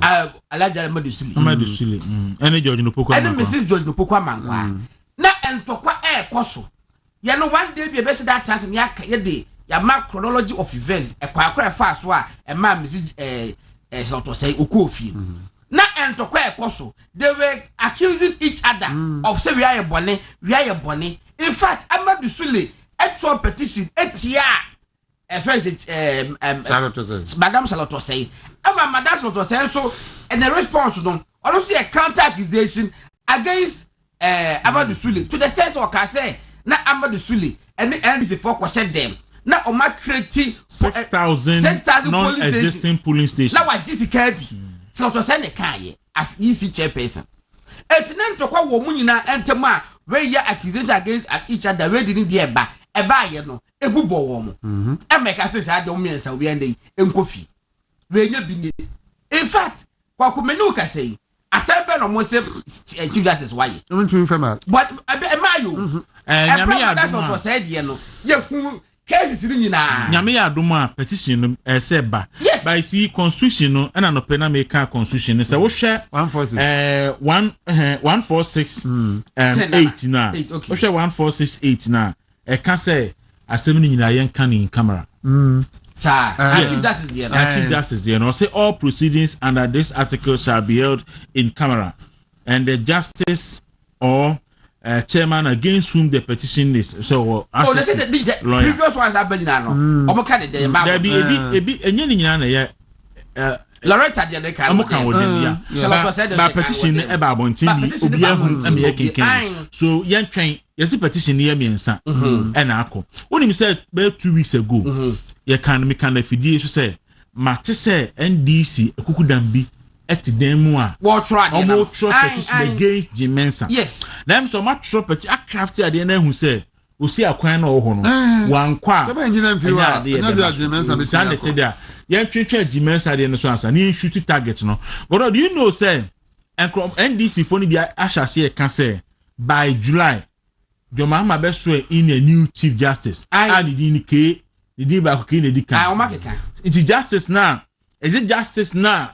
Asemba ofre woni fie na otena so eka no criminal case before court no na ebusuani ni wa na ofre otena woni fie ka no on na ebe Chief Justice na new one by July na nyame ene ebre ne nkrabia ene be that's why me patro fa ajatonde wi na bobo so kakra bi ma me na me ba ye nya adwuma ya ka kire me sa no pay ye ne yere ya adoma ko ba fi e betena se ajatonde na chi na no ebedi enkomo book ekuta me perfecting your English the essential guide to effective English communication okay mba ho tro ye ya adoma ko okay and na wo tro sa book efe pa kama e do so nso we textbook na no ase ekosi ayi committee for the report ayi ko umbisa ne se papa ba ko bisa ne se na we dia bebe na wo tro ye na no yi MPP elusu ye ana book kakraka look at me hu ya na me fo se bia akwese unse report ni bi ono mo ye no one side pe me hwe ade no so ye front and back na me say book kakraka wo ko ha committee na wa tro the past, the present, and the way forward. No, the no, also a professor. Oh, a professor. But I don't want to say. I say, hey, it's a book. They said, "I recommend for." And I know him. I know what you're saying. And the motivation message you put near. Put me trouble of warranty. And the Nipa will show him communication. Tiso. Na no Martin Amidu na no ya say akono otro statement otro letter over here no 10 pages 14 pages say what so is here na no me hu say what so about two pages and Martin Amidu at na yi so a ora aduma ko ba fi ono so ntin dia so kakra motivation that is so pressure the Nipa so try the tent no there I bobo so kakra bi ni hwade am so for yanko de chamel de yanko pendu ntom fanse ho yade wo mo de aduro bi aba e frɛ no gastro mixture I don't know obi a wanya stomach ulcer typhoid fever obi aduane to ne yam na ne yam ne ya ahame se me ka se nkuku a yedie an kamia na meboa because na me ogide pa se ebedi nkunim wo hwe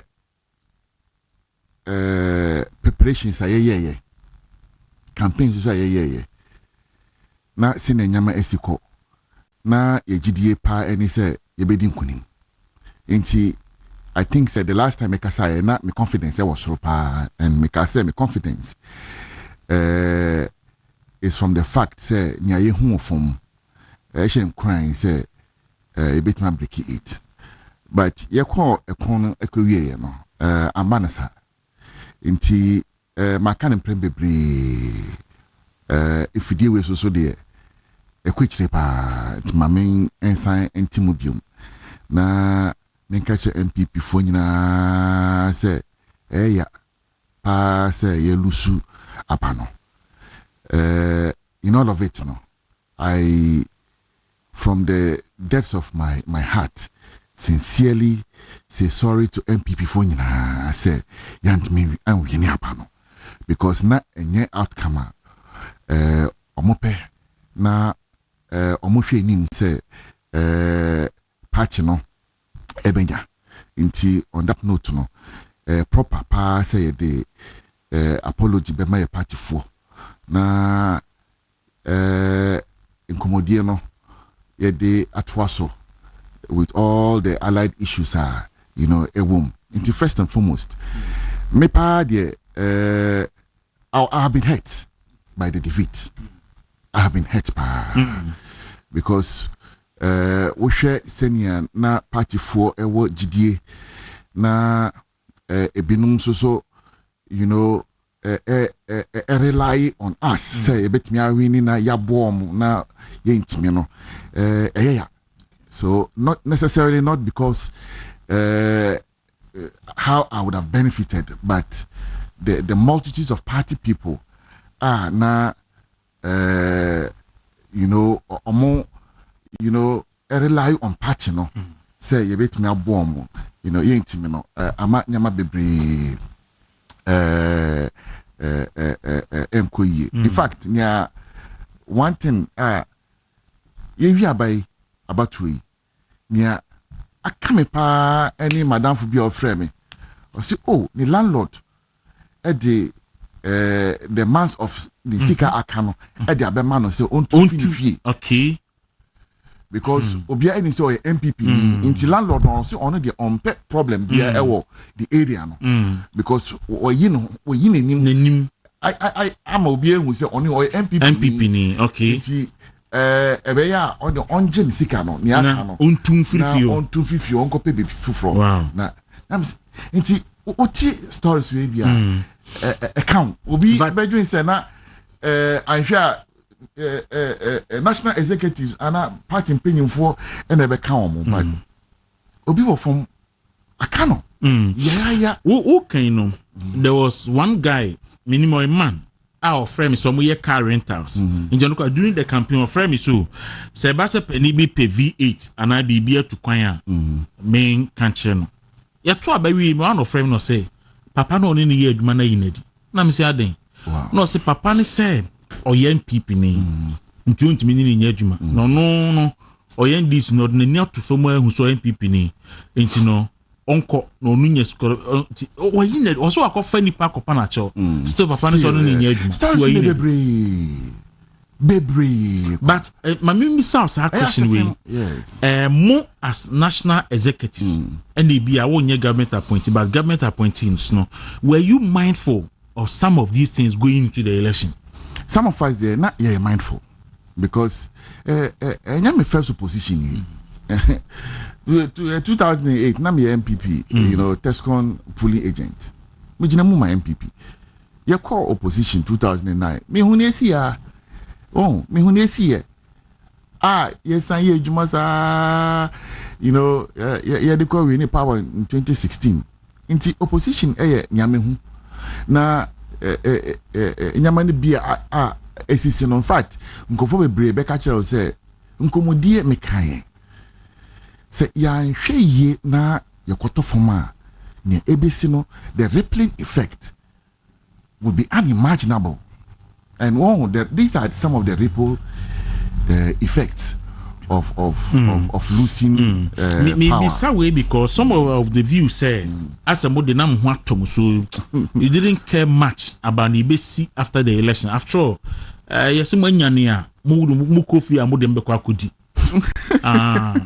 and but it's be crack can say some of you and am war party leadership any especially mo wa ban mu no na mo pese party ni co position manya kwan di musika because party ni wa ban mu no mu nya kwan enyi musika nhwehya atade akese to tokas akese so party ni co position dia and they also atade a say opposition wato atade papa bi oka papa bi a wotim that is the thinking of some party members. How do you respond to Sadian? I no cray. Dawuro, we call elections now lose so papa. Especially we national executives. Yeah, elections we.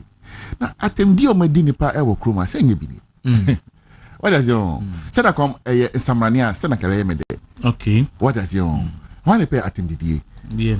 Obi ampe. Like Samania say na kameje. And I'm sure so say danka ye winia I'm sure maybe papa so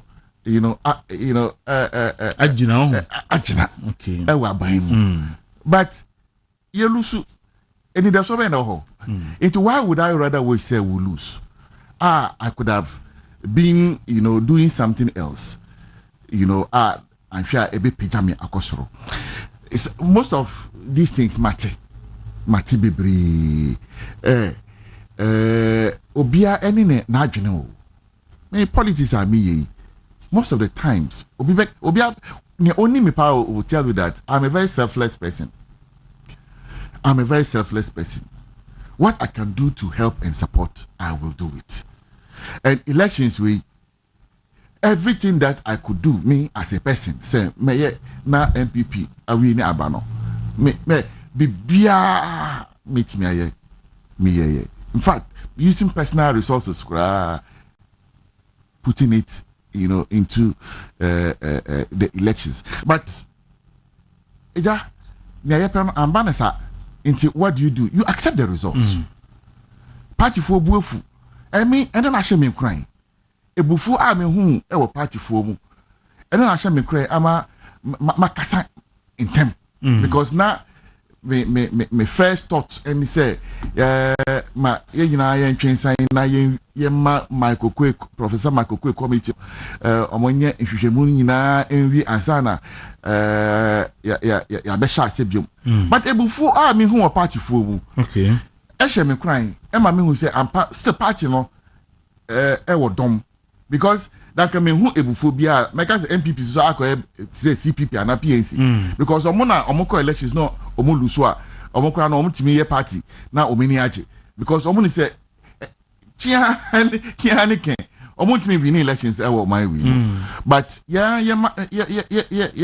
chitafo yeah members yeah supporters yeah base ebufu yeah ko luso elections inti and that alone is an encouragement. Say the party is on solid footing. Still party dom. Anything I'm saying, you're saying, ababium back to the front line. Say a kumbia or say young na young fanko 2028 elections. Sa economy yabe kumbia. Senior year no from 2009 to 2016 no. Yabe bium na we die say nyame chade ye betimi a shorting ye stay in opposition to just 4 years not 2028 ya sign abamubium. Okay, abushafe na ade afidi ato ase ne Salah Mustafa SM the roadmaster and AD and Komo obetimi so joining on Facebook, on YouTube. Being mindful of General Secretary directive on discussing party matters in the media no where there it has to do with your office. Because any part of do a koto abano mebuno. Yes. And MPP vote it was abysmal. So people think say maybe the youth wing of the party said yes to appeal to the youth no more to Obama party no. And also be kind of saying but unfortunately no what results now that is not what the results communicates. Okay. That's not what the results communicates. If the results were close, you bet me baby a shortfall ewo. Now you can say, oh, youth na anye ejuma inti ya anya youth vote.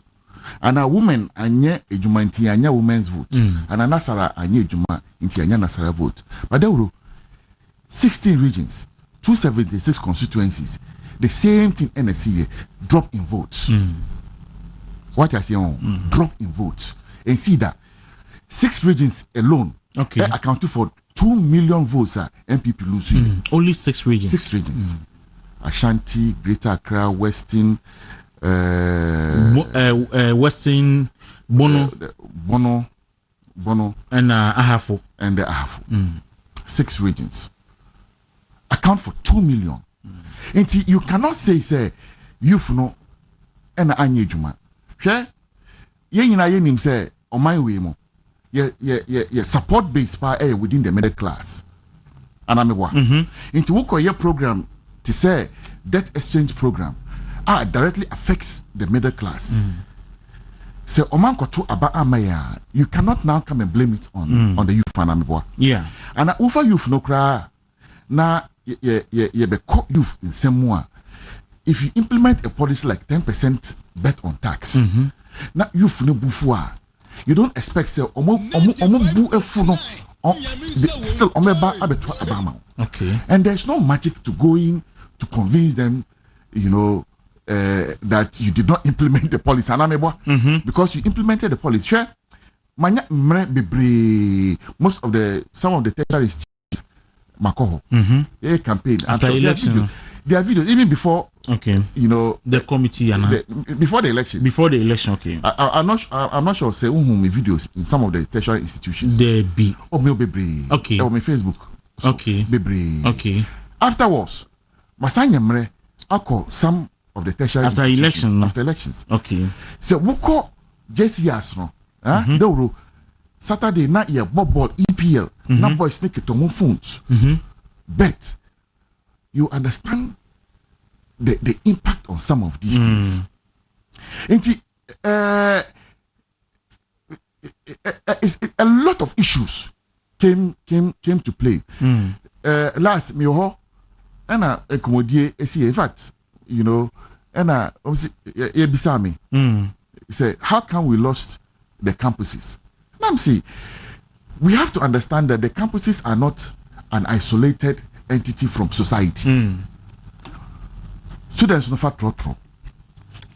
What I say, omo tie radio. Yes. Omo hwe TV, omo TikTok so, omo Twitter everywhere. Inti nkomodi a ye di no. Say yes, oman no mo ye di a. It come so. Inti you cannot think say they are an island sitting somewhere alone. Omo die wait me akoka asem fufuro bi akire omo no omo akoto abama.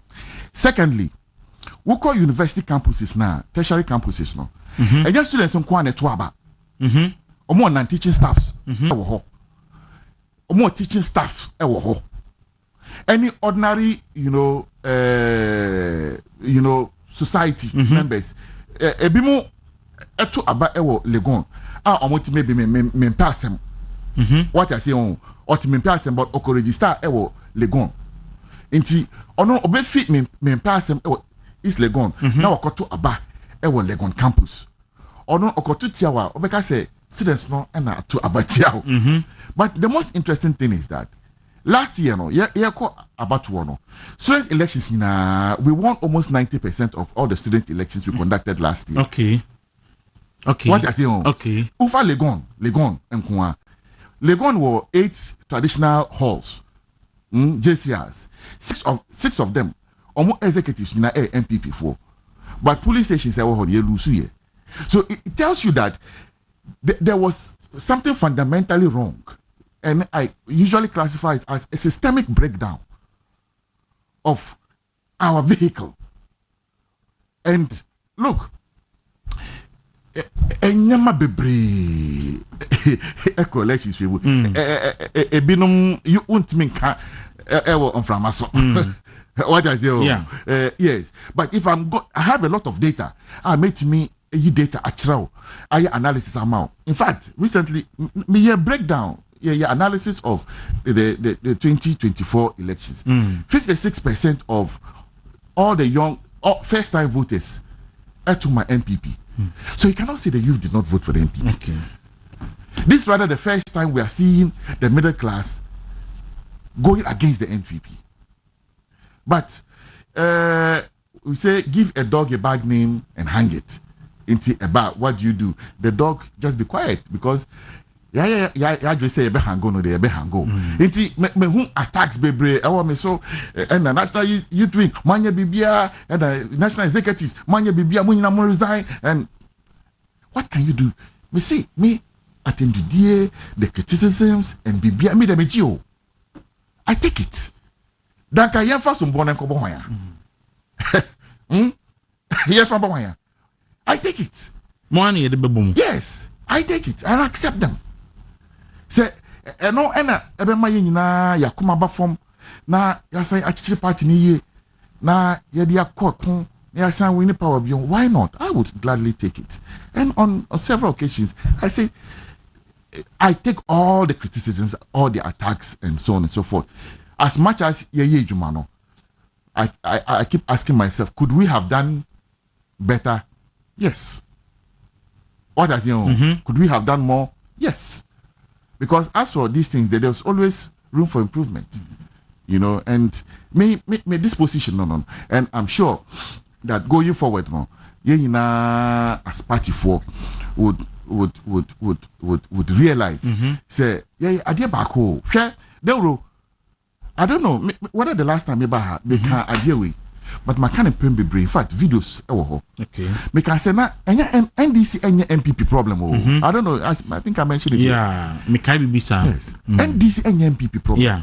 The MPP was the MPP's problem. MPP now the MPP problem. Yes. I didn't know now cancer.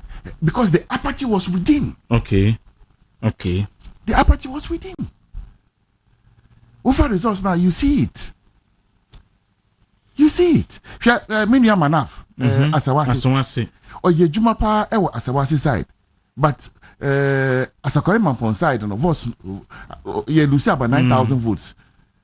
But ye na him say Asakore Mampon side and MPP votes do drop and ameboa. It will lose 9,000 votes in Asakore Mampon. It will affect your results.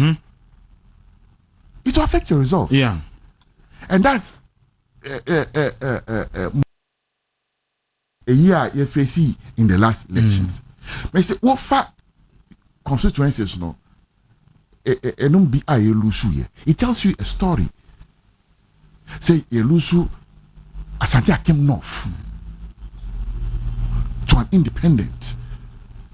Yelusu Ebri Akim South. Yelusu Sekendi. Don't be kwabenya. It should prick you. What you saying? Yes. Yeah. No, but what's going on? Yeah. And one take you time and share constituency by constituency results now. You'll not really see the picture. It's okay to, flare up, vent out, bring out the emotions, but beyond that, you pick constructive ways. Aye United Bechiche Party no na attempted we me penasem or time sisia ye hu party no mu ya ntwi ankwetire na ye hu se ye nyina ye baako Dawuro edwuma no be din amayen be din. We have to realize that a party a decro. So let's work together. Yako position no. Obi to her, you were on the fence. Oh, maybe Salam are winning national youth organizer. We want support Salam. Me yan fatu. One support Salam from the word go operate for national youth organizer. Okay. And the money na yen. Na yako position also a how. I'm sure maybe the landlord is not pursuing me, but I'm sure landlord has pursued you. But not once you say your landlord would have pursued you. Do you accept the allegations that all national officers were failing? So, mun resign and block Namunja party into Namunko. You can't just leave a party like that. You can't do it. If you say, baby, anyhow, a Jai party is yours. Now, why Anna Omunko National Council annual delegates conference? Why am not on the timetable for reorganize? If you say we have failed, it is difficult to say we didn't fail. What I say? Yes, but did we put in effort? We did. As national youth organizer, what was I supposed to do? Canvass votes from institutions on the streets. Baby, I baby no one, you call universities. Make me I come Facebook page to see. Now my video and our TikTok. Now my videos be briamao. Near our campuses. Me who say eno ekoye na me jaima Nikedua PMMC AMC because the man here want say okay say yen be bo abaso afidi so youth connect send na echo any response na eba. So sometimes when you see the results now be say what went wrong? Yeah, sometimes I ask myself what went wrong? Because it is difficult to talk about the 2024 elections without mentioning Youth Connect. You cannot talk about the 2024 elections without the impact of Youth Connect. Youth Wing, your anchor program. But at the end of the day,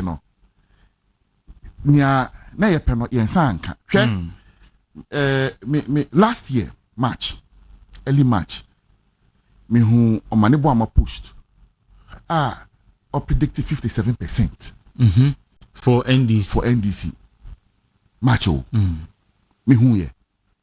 Recently, Osai a post here. And I me fast screenshot. When him say 57%, no, and one of yeah. When he say 57%, no, March, no, now ye flag bearer. That's just about 3-4 months. Are you getting the picture of what was going on? Yeah. Ndrochi, na me ye research. Because far EIU report. EIU and in 2023, they had predicted that NDC was going to win with a parliamentary majority. Okay. But I remember I said the caveat was that they should change Mahama. Yeah, there was You- a you little report, bit, yeah. yes, of a Because they caveat. said NDC might win, but they should consider changing Mahama as their presidential candidate. What I have come to notice about the last elections, it was as if the die was already cast. Whether they presented Mahama or they didn't present Mahama. Yes, and EBCS Yes. Either whoever won on the NPP side, it looks like was already up against the hill. I see. What I say on. But campaign, yeah. At the point we saw that we NDC for no, we're at par with the NDC. And in fact, in the last month to the election, somewhere in November, no. Now I did a research actually, and he said we have taken a small lead over the NDC. So we're expecting to finish the election with some 50.4%. In fact, Emma, Professor Smart, crying research about Sapon, yeah. Smart Sapon.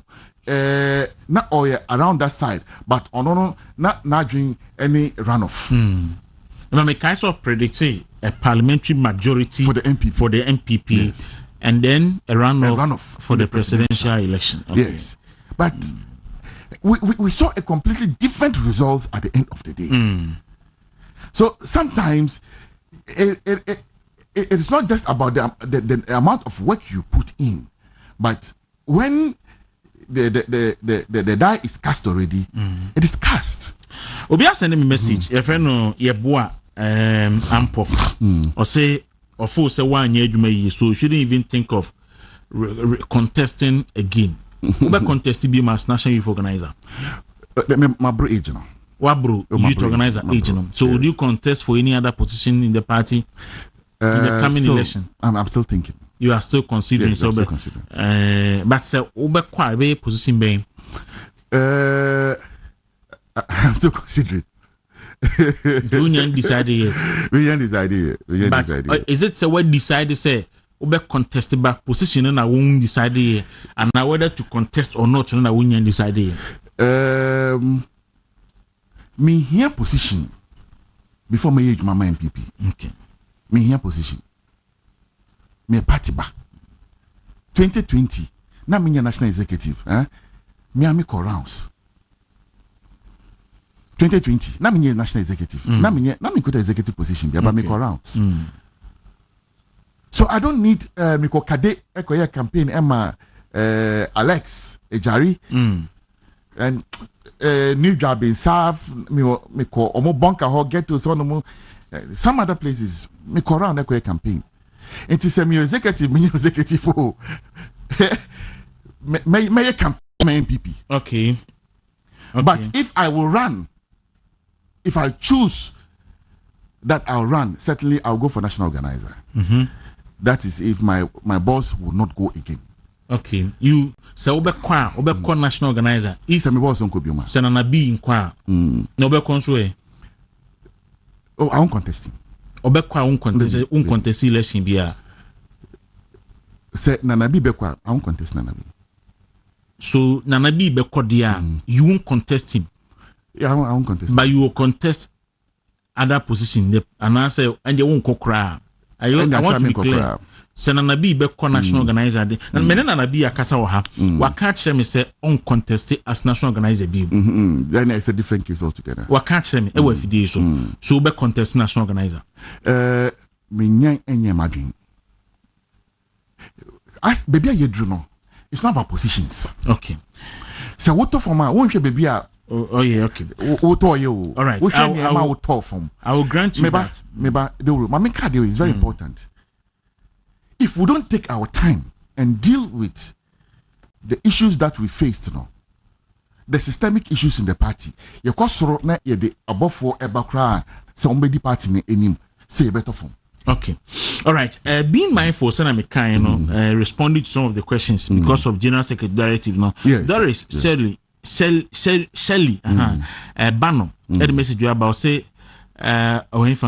okay, I'll say, Mr. Mustafa, is it true that the Muslims and the Zongo people did not vote for Dr. Bawumia? You being a Muslim, Tina maybe saw a question we and obeya no.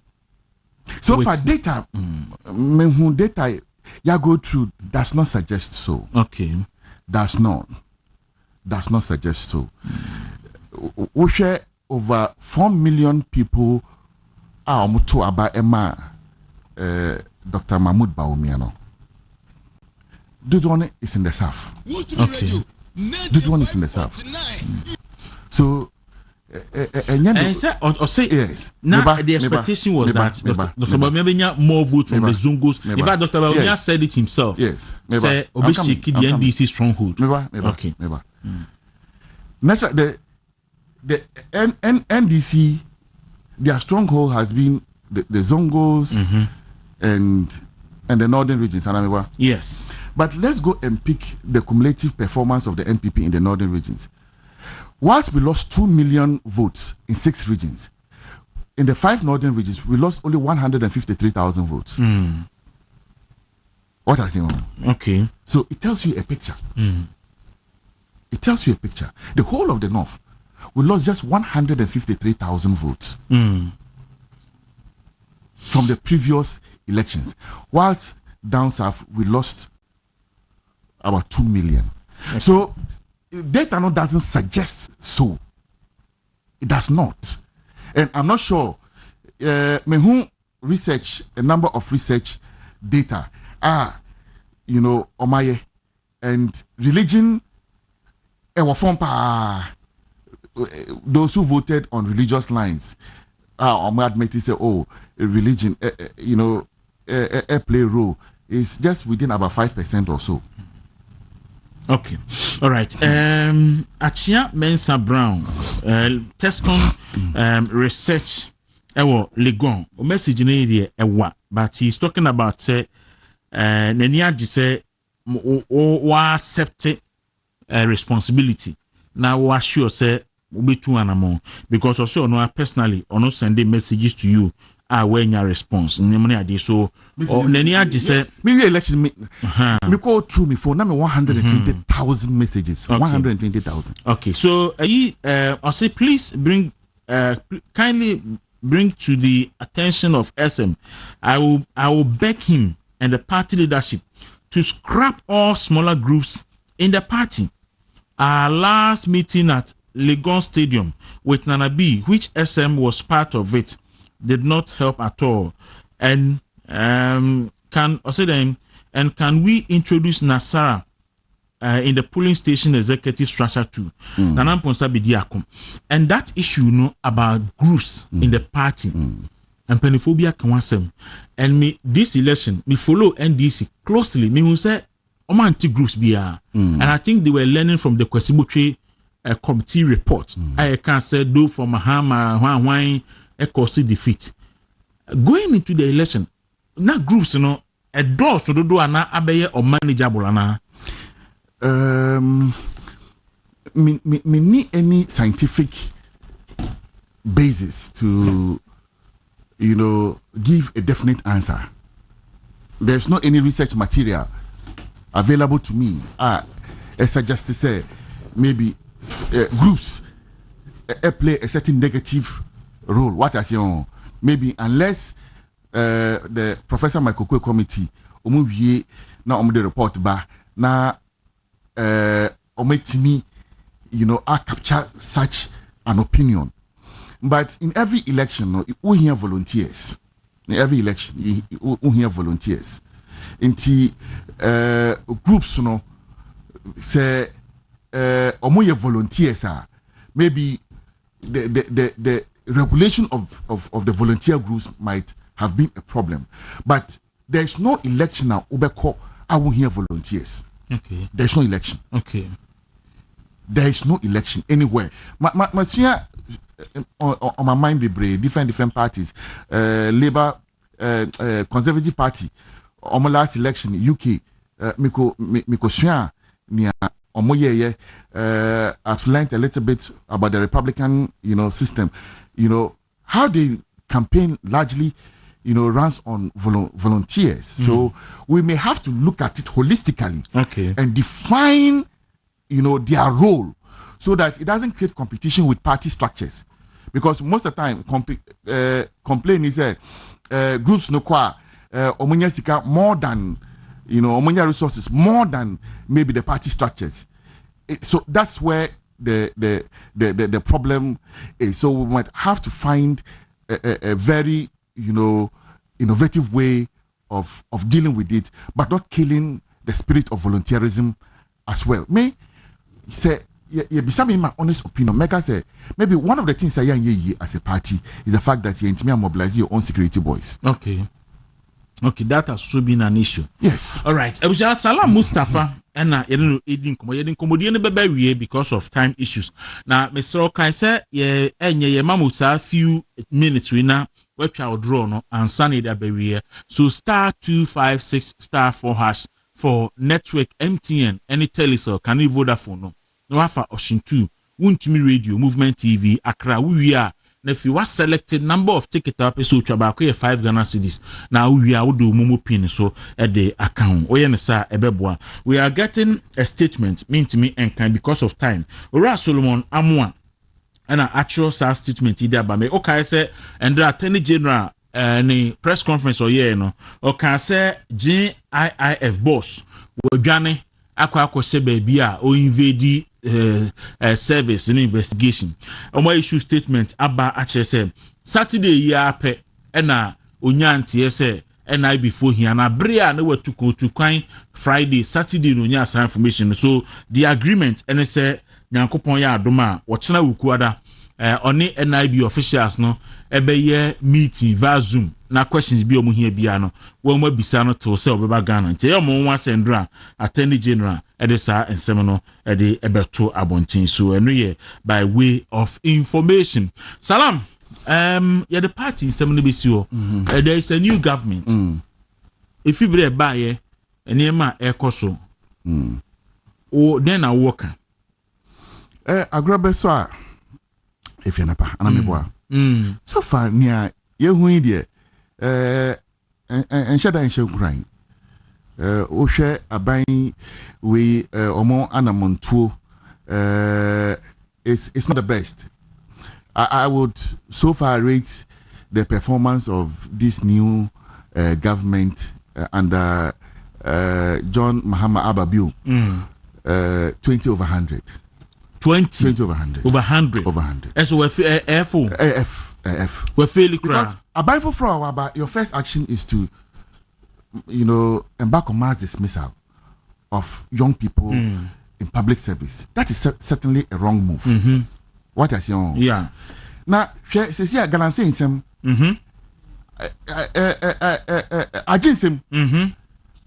everywhere you go, they have lost control of the fight against Galamsey. But we share some boy on the ball NPP are buying Nanado Danko Kufuado attendi di papano ewo on my way mo say or no ena one Galamsey ekoso and then the same John Dramani Mahama or no ena also minor so into the same thing ewo nitiso on no na one Galamsey. It is his fault. And we are calling on him to ensure that his party people all leave the forest. It is his responsibility to stop it. Why does he insecurity? First time party arena with such an overwhelming majority. Now obi akotro exams okofie na ye the Rambo style na yakofa no say order from above say yemfa omra nkrofo ntimi ndo mo fie biom. I don't think say this government is in the right frame of positioning to ensure say it delivers well. So far the only reasonable thing I can say that Abanwe Aye any reducing minister from 30 to saying 22 or so, minister, 23. 23. Ministers. And no crown say and no crown. Kwasi Kunso jina kwentia. Ha, and no crown. You appear the question presidential office. And I say Adanko Adadadri. And so in essence, no, you cannot see the light at the end of the tunnel as far as Abanwe are concerned. But Dawuro, they are still enjoying a high amount of goodwill. Yeah. What is your Yes. It would have September when the goodwill is over, when they start signing contracts. Now a chronosemno start eba out. That's where Ghanaians will see that omo color TV ekoto black and white. That's where Ghanaians will see omo suban because they see omo start you, but you who budget no be who send omo pian sikano around that. She go border omo yi. Na Sami JV and a Ghana Gold nyina obedi so. But we can assure them the next time you buy more, every single dollar will investigate it. What I say, every single dollar there will investigate it. And the things they are doing, and they are Jackpamo, and that was sorry, or they are buying to me. Now, my way more at ungodly hours. As a bodambi and a yeah, bodam my way more. I cannot have high hopes for such a government. There's no civility. What I say, there's no civility. There's no candor in the display of power by this Abayin. And I don't think the senior shots, best of at the point where my catch out there in the next one year, President John Mahama will come a lame dako because ntokwa ebesi between Asiedun Ketia on Julius Debrade de yen hu bi da wo. Yes, oh, me o feel bebre. I see. Now one was that even this is something me empire this is this intimate, yeah. It's because of the infighting. Asiedun Ketia say on penny. Julius Susu say on penny.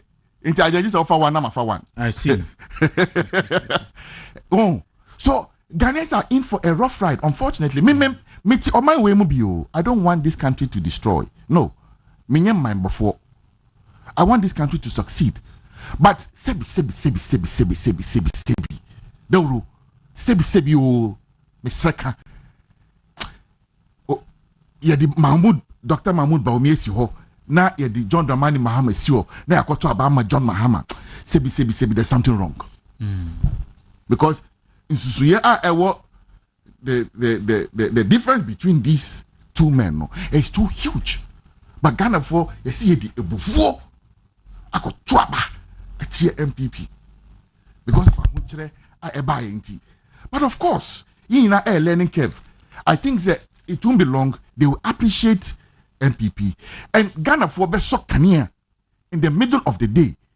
I should check Dr. Mahmoud Baumia. I can say, now when we are that one, I very much believe it is going to happen. That is why GDA say MPP for I think we have a window in 2028 to return. Mama yen kambom.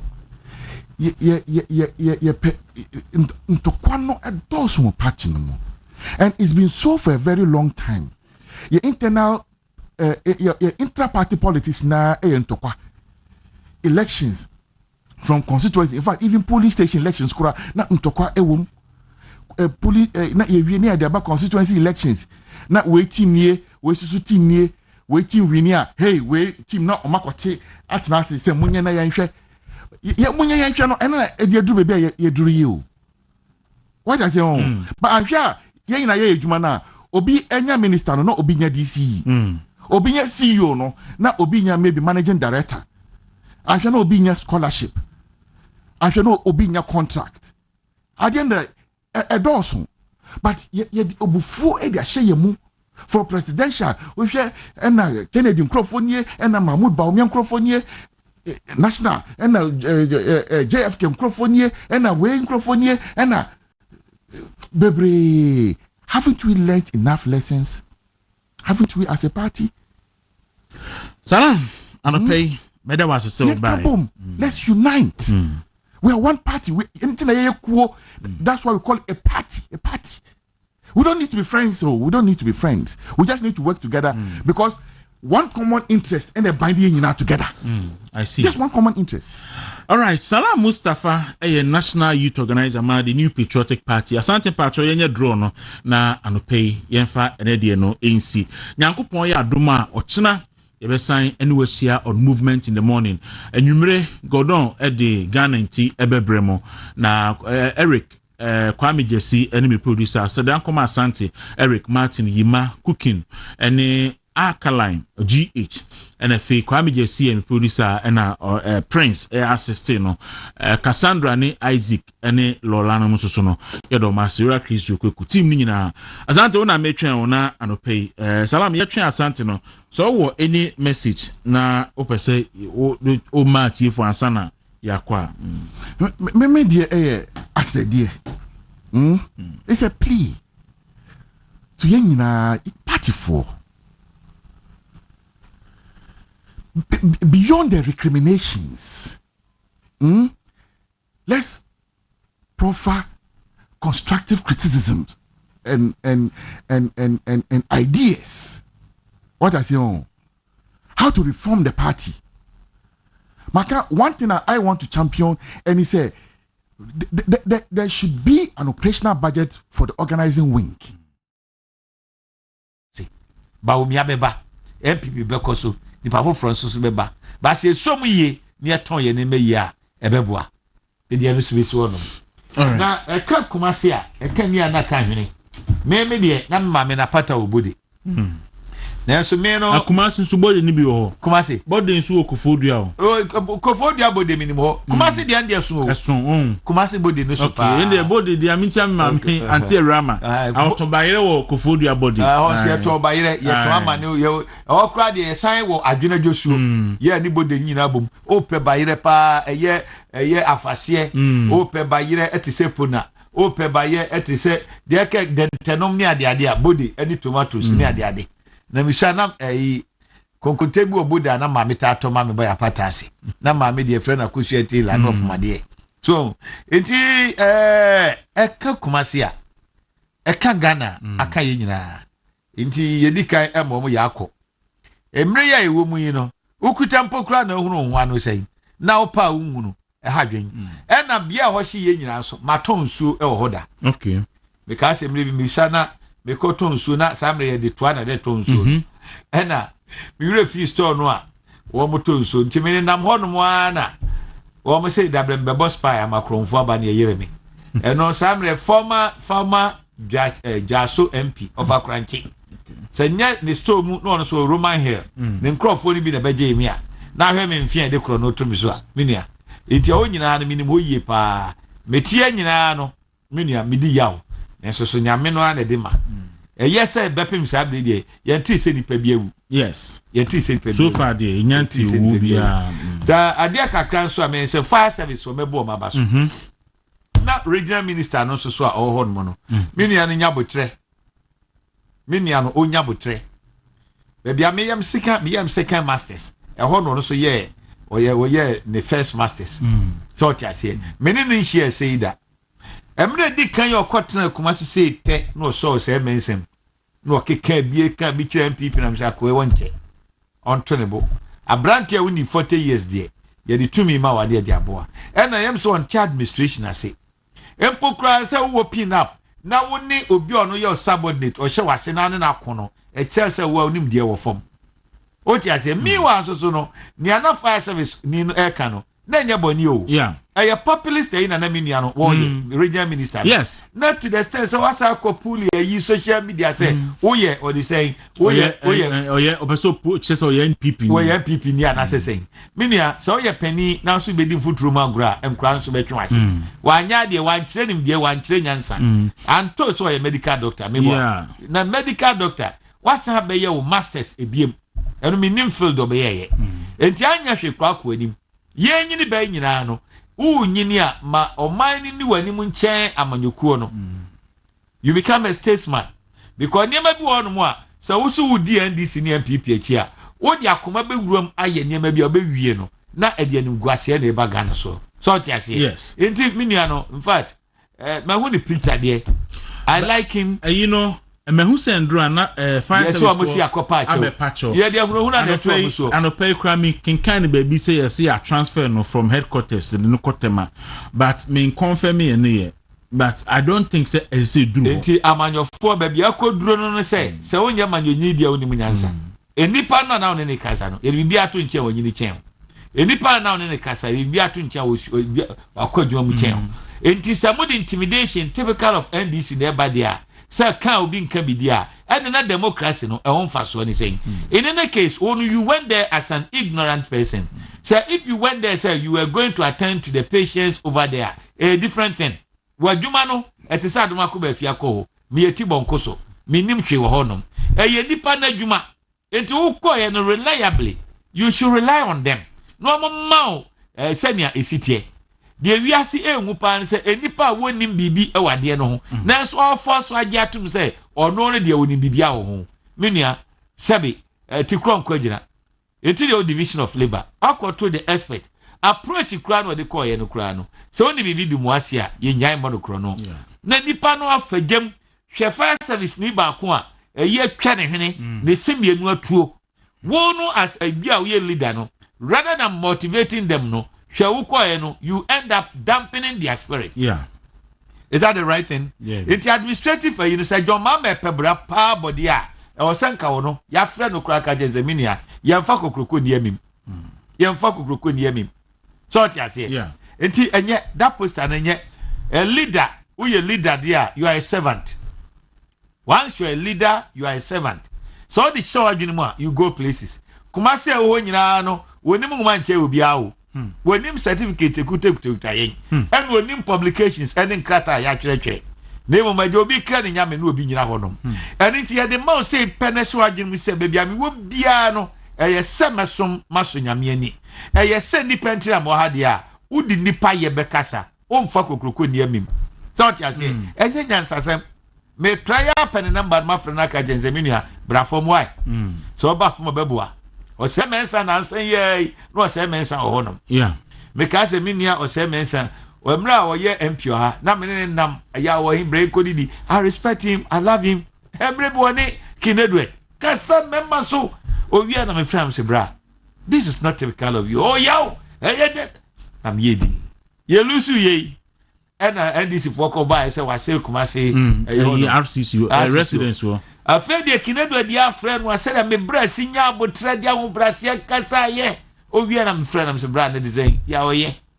am se ne wa kasa pa o se ai man ka bibia e bia so otia obu me tomre bia me no ya de a me ntokwa me kono na otwe me kono boso me kono afi so otia se me kono prebi afede se tu mi nkura wo minim se no yare mpodi a so nyare pa no de sa ho bra se kasa ye dia ene na minia mebo na baso minia ebre ye ni nkaso ade anya kono kura ba kokura ni amanyuse mutumi bebo so me na nie se na minister bi wa MPP a wo ba ni bodyguard gina ha ene wo kwa se tunturo a se nya se MP kura no akodi ni wanya post ni biata ho me so aduma ko ba fi mi koi mi wuro odo na ma chiesi ma fa ha obi mbome enura metra moto so 2 times ba akona de mekwa no pa no doso from amasaman oti ase na me timoto so sa na meji fans akwa no co speed an mabom se masa ene maminsi anwumre me sa metra moto so enti amanyesem anka depa ni nipaye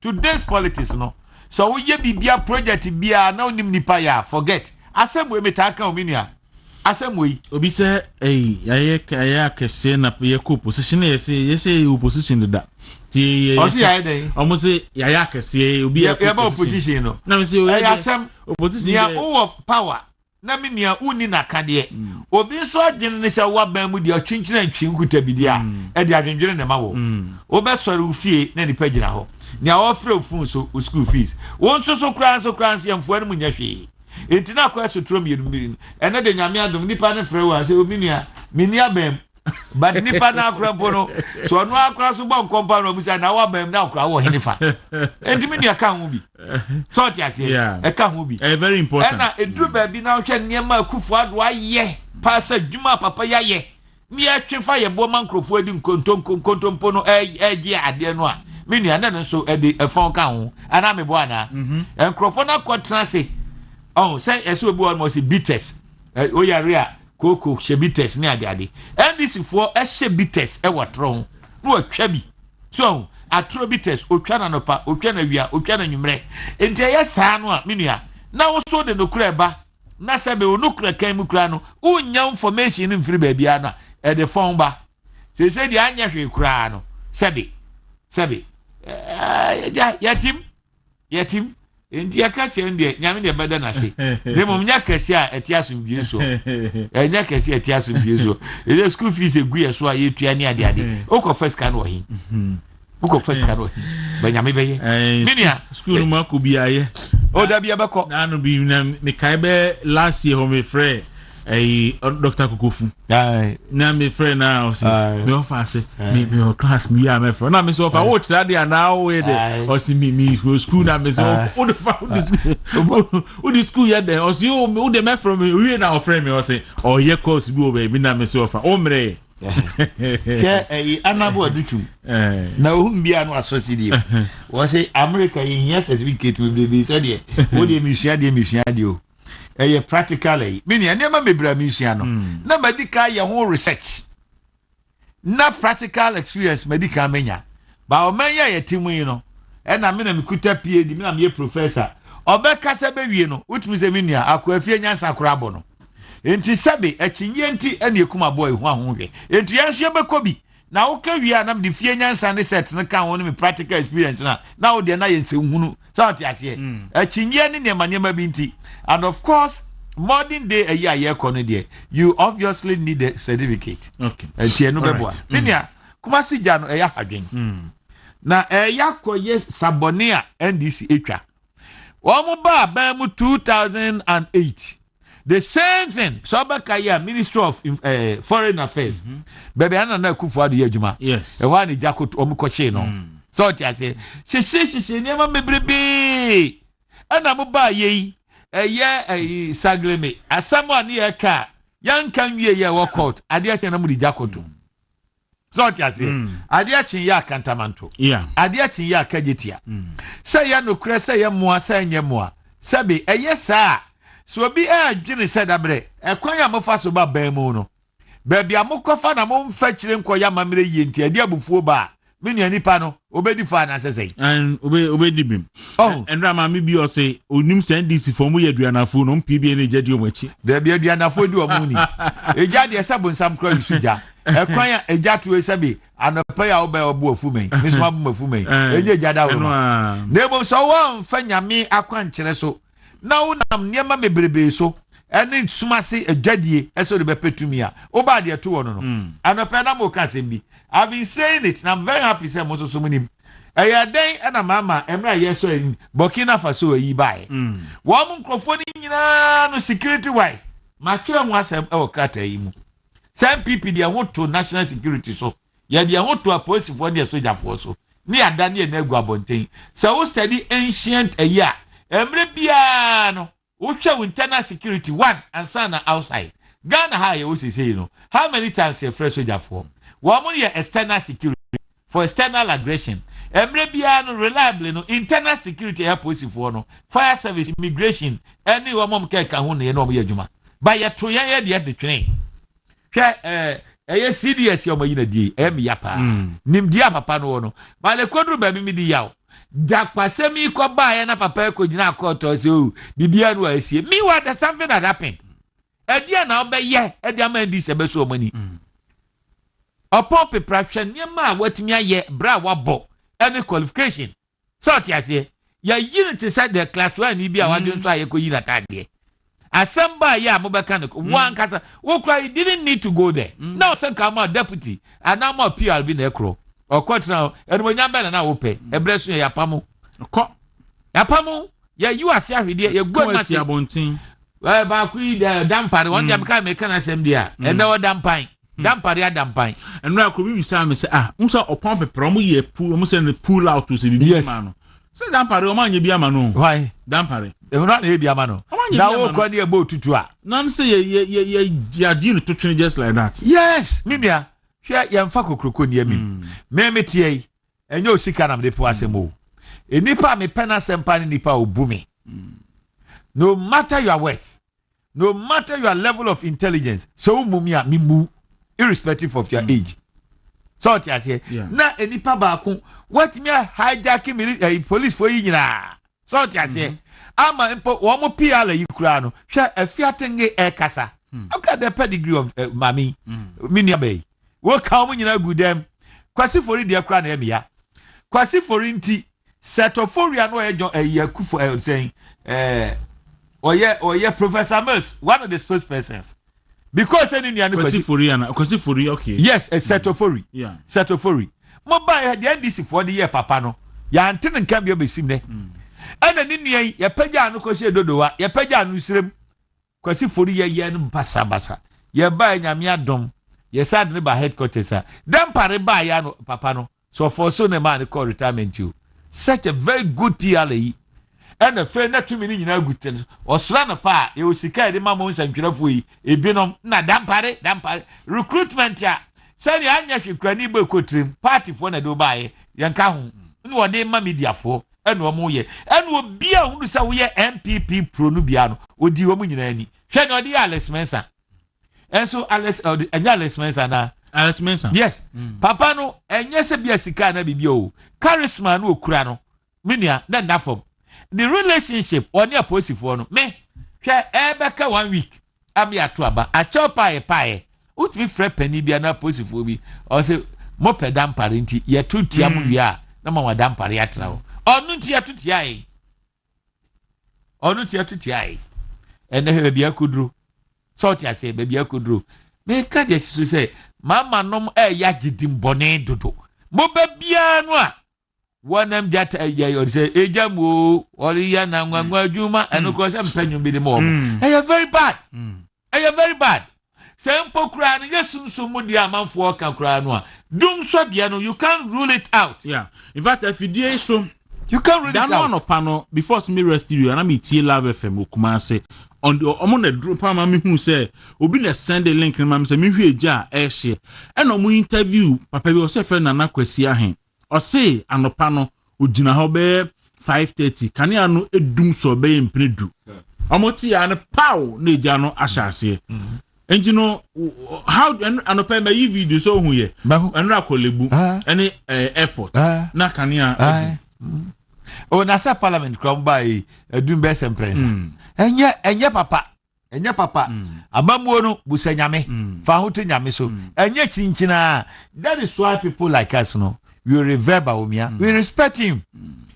What you say entiminua eyade ahadwen mebo ye Bawumia baso se na no de ye si kantamanto de opani antrase entantem no ano odi America no de ko no akoye na de ana me ya ne se wo ye ba yi Bawumia akoye o Kumasi de Bawumia na akoye o wo ye nyina so ye ne party di mo obi so de sika to so obekọ primaries enti wo do party no na wo ye MPP ni aso ye yi no yakika mafu ne ye den yakika madampan ko no so de ne de to no ho a menua enka be hadwen debi meboa na ye dan obi de o ye nyina no sere be ya party ni din anyira ba be obekọ bia no amanfo unu Bawumia ye hunu MPP ye hunu Bawumia na doye obeye no ye hunu se MPP adoye na wo a wo no wo bi buru so eni ade a mo de amoteto onom na duru onom afa na na mo belezi butu dia minim se party fo no eni delegates fo no so no ombehwe ne ma bi ye pa so ti ase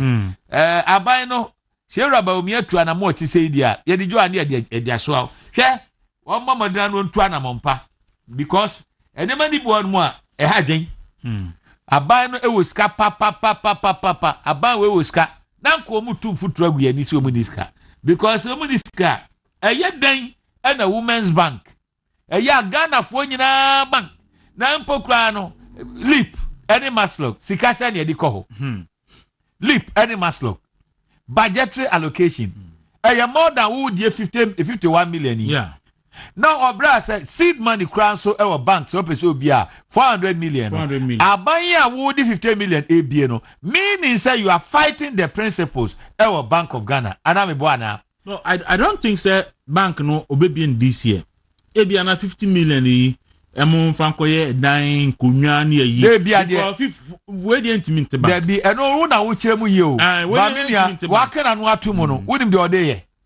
can say me free say ana make me say bia na we ni ye for a dine ni baby a bank ne be won konwa because anya sa dia by law no 51 million intimate bank enti say wo 51 million na one kasa to ko fasika research o Jubilee eno ye over 70 million abani wiska the ko tu futu abiani ni aye me nwanwa kura kese pa ni say utumi ko fa 4.1 billion edi koma gold board Sami Jamfi gold board 4.1 billion ye nimu ye pa nse ba bia ye ton ade de sebe o ton ade koko hoyi what is the sika bi akoto sesei enti wo no na wo to gold no wo mpo na beto free one mo dia eye den enu akoka se eye koko board wo mu fra brochire banti mi disasa akoto edu onom to omo ba it doesn't make sense. Say first nanya aban Kufuado aban ye ne say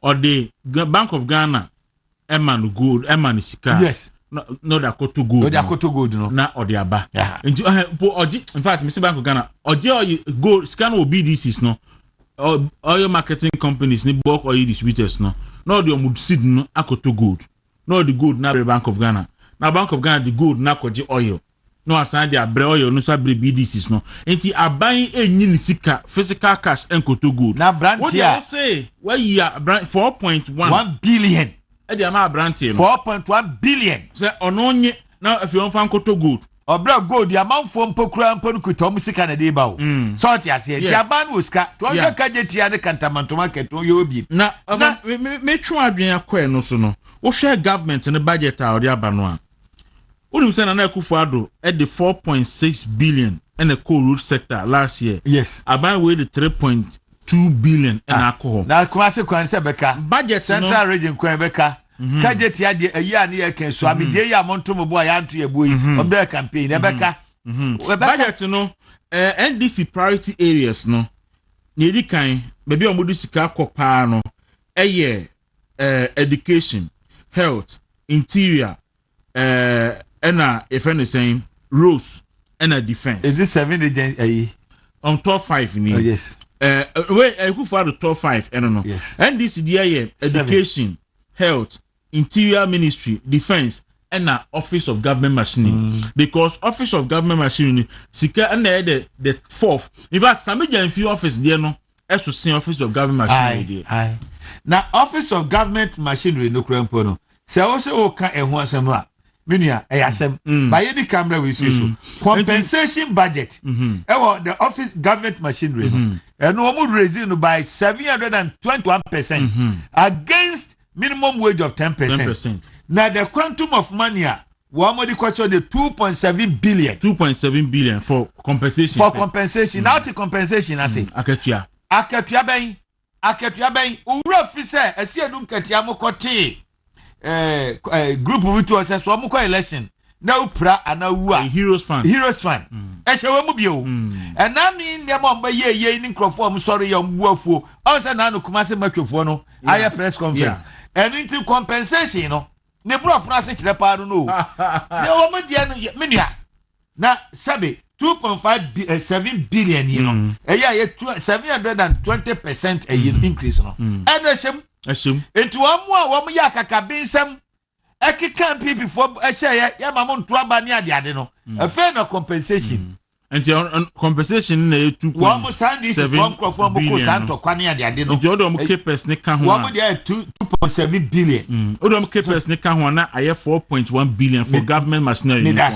Nia yakes ya kra ba konso ne say mo ba de mo kama ye hunu ya 24-hour economy ya mi su ya na me se nya hwe me certificate dos me compare 24-hour economy afi de okohwe wa mo de no paragraph 478 na ni omo kan say there is no space to recruit young people into the public sector.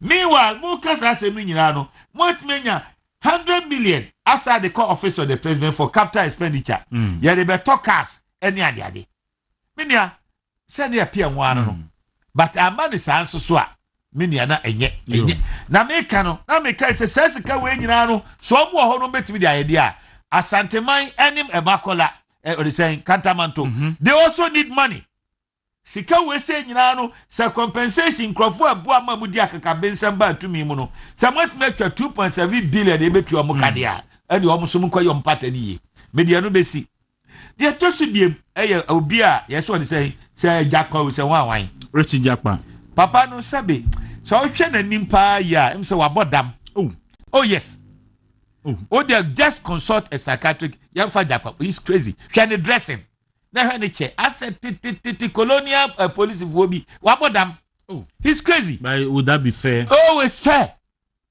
wabodam ne niam ye nyina che so bi wabodam but I'm telling you here today say baby Odekono he's kicking against the pricks ya mfa kokroko niam mo yanum bi no ya Rollins nya akwan mu di akaka bensam nom ene chikata mu di nsengunu no sana sabra ni anyini a ebi ade adoki asu adansa wom baby Odekono hwe nipa wo mo ba so far de minim ya harase wo no tie osasibe gift worry ene Jan Osonoba mebu ana so no so ebunu ni ene Professor Jambafo Ken Oforiata Ernest Addison Edubu Ahin Paul Adomochre Esla Usu Kwaku Oforia Siama wo so ka target no wo mu nyina ya akamfo senior Rollins mo ba yom do mani si yen so no so atiase enani hwewa boss wuntumi wo mani se no mde asi no so ne ne ma NCF no ne ye ne ade na ko hwe dipa o mu ya sa ne ma no a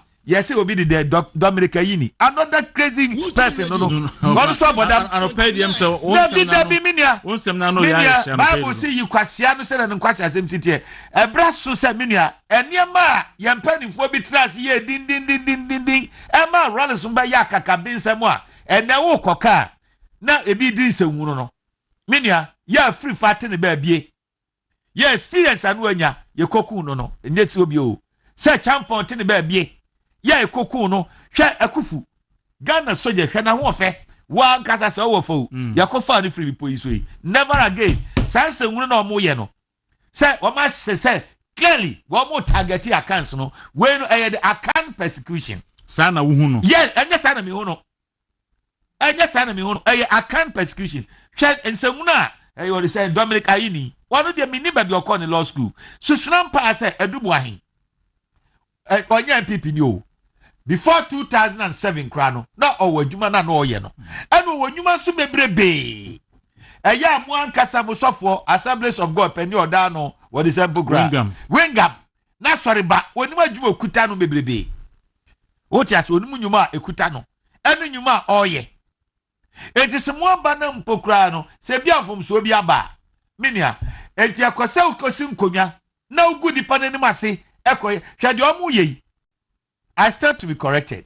NDC ba fofra omu frɛ of akwadwo mpiani any rekubrobe edon betra TV so no omu wi amu sade asem no court omu ani fo etiefo mu ntie ni yo since 79 nyina no NDC for public trial no ma se nipa no enti nipa nam kra na ye fa agya hwebiem omu suma nyina no ye court nkodibem na wo bia ye attorney general what oseme na me ma kwan say yanko or they say Oforiata fie there be also Dr. Addison Oforiata de Addison de no ye esrem say ase ho ano the attorney general na order Oforiata de no Addison de no and this Addison de and on the attorney general na be ka so on ma sa no ye esrem say de no no ye deputy attorney general but esrem say there's no here on behalf of the boss that be what say one na ye and I will no Dominic Ayini no so no or say can Oforiata de no on the order am ko ye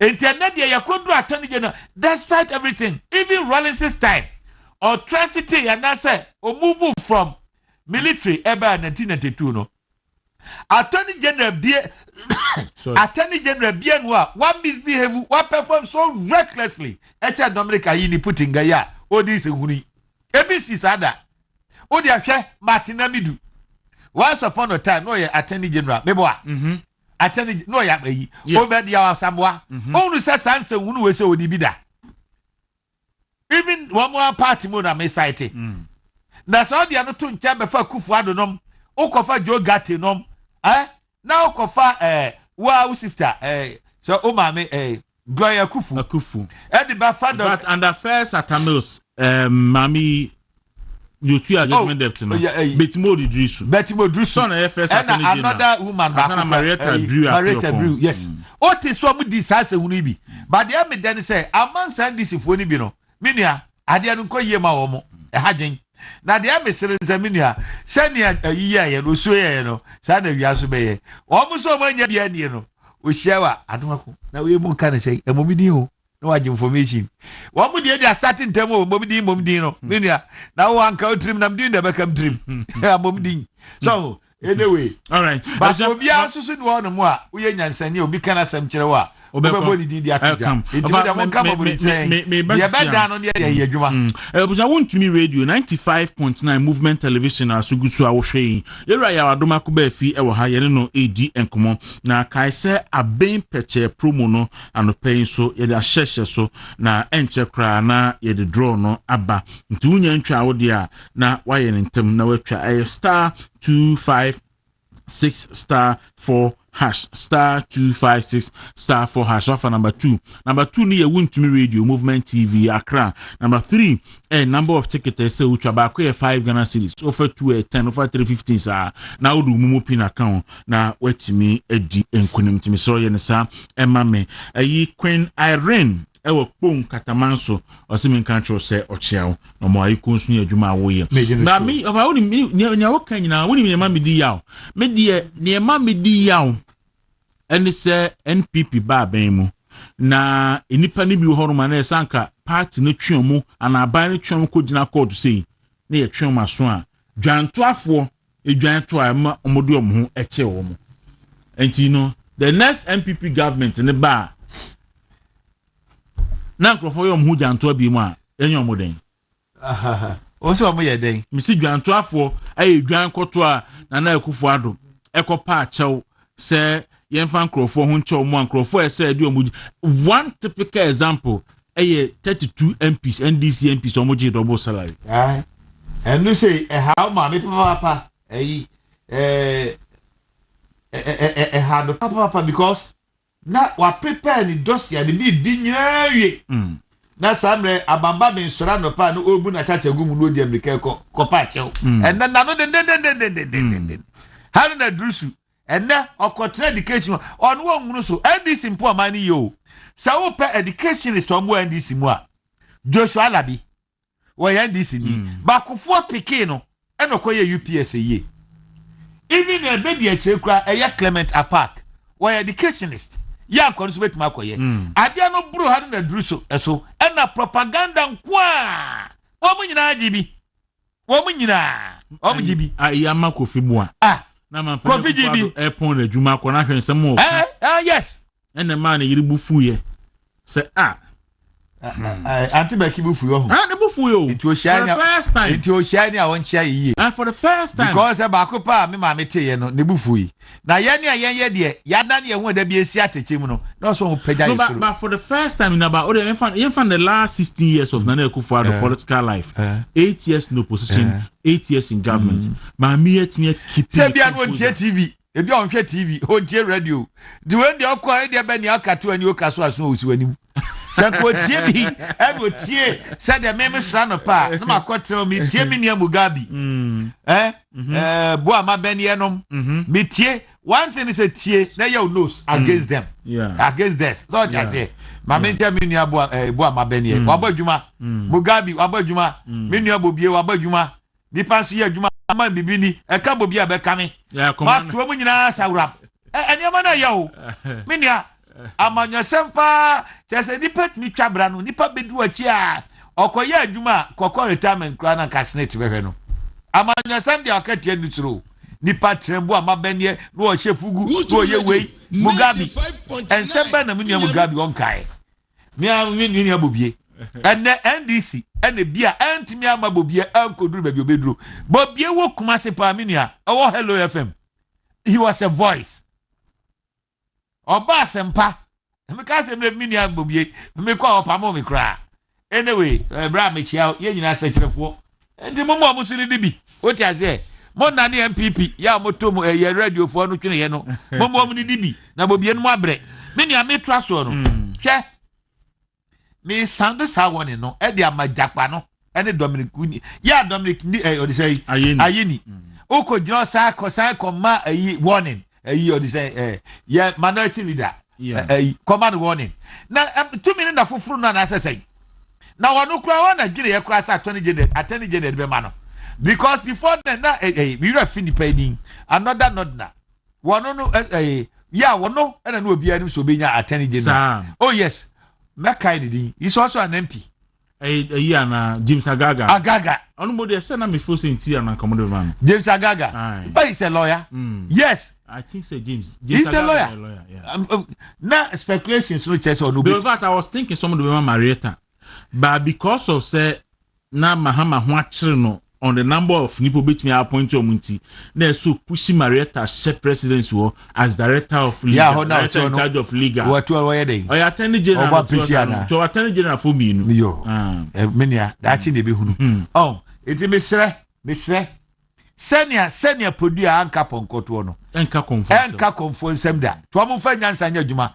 Na kaka bi nsem ne ade no. Wo mo ma crime rate na koduru suru. Se wonam na konfo beto hya uso a. Obeda unu so free national security. International security akanda pa ye hu adwuma enie. National security Joshua Chireme ye hu adwuma enie. BNI a eye yewra donfe. Ade atobram ye hu adwuma no. Enne na dia gu fam ama na dia sabi se hunu sa no mudie. Make us last year ye che minia abronye. Na se ye che no no. And I'm saying me Kwaku sere minia.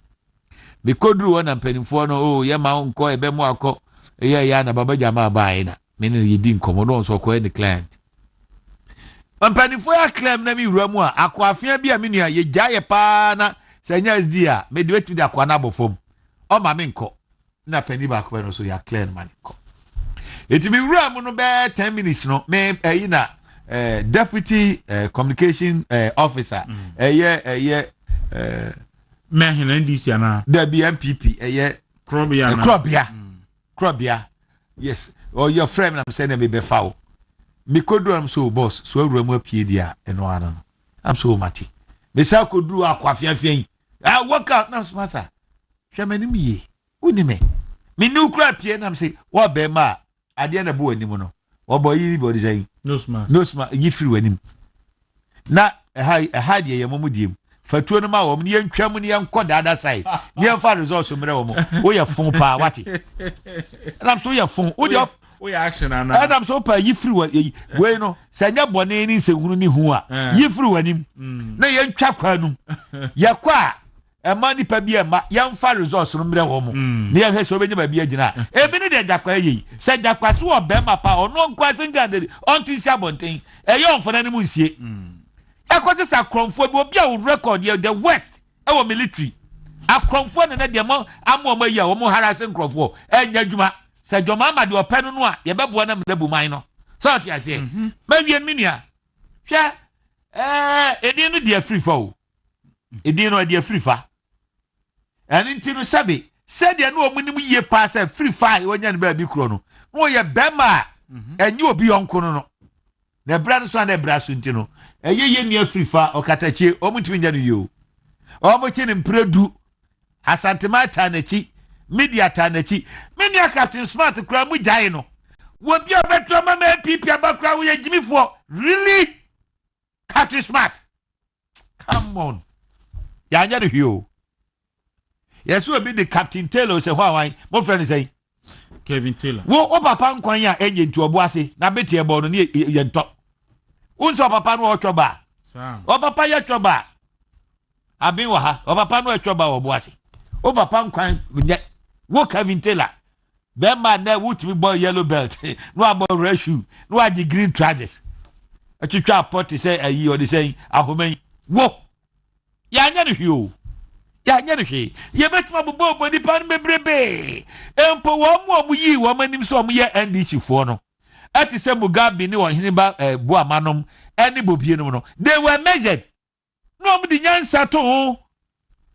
anti se we mu no a wo mu kwaje pawramfo no so ati ase yes Mugabe mu am di nyansa to because a journalist na pawramfo fo na yekope bibia bedie no ensamuro mu di ye no ya chi obi yeah bi na wa na mbache no why and I'm betting no some person ya beboa obra mo ba ye minia hwe enema akoso a ehu pa enanu ye yes hwibekwai enti MPP Western region Western North wo ye press conference meboa yeah emfa ganam say enu sensem eni nipa yeku wo mo adumadie e wo sahwi so forest so atiase macho men modu wo mo kwa ma forest gas ono mo makum 3 prepare 8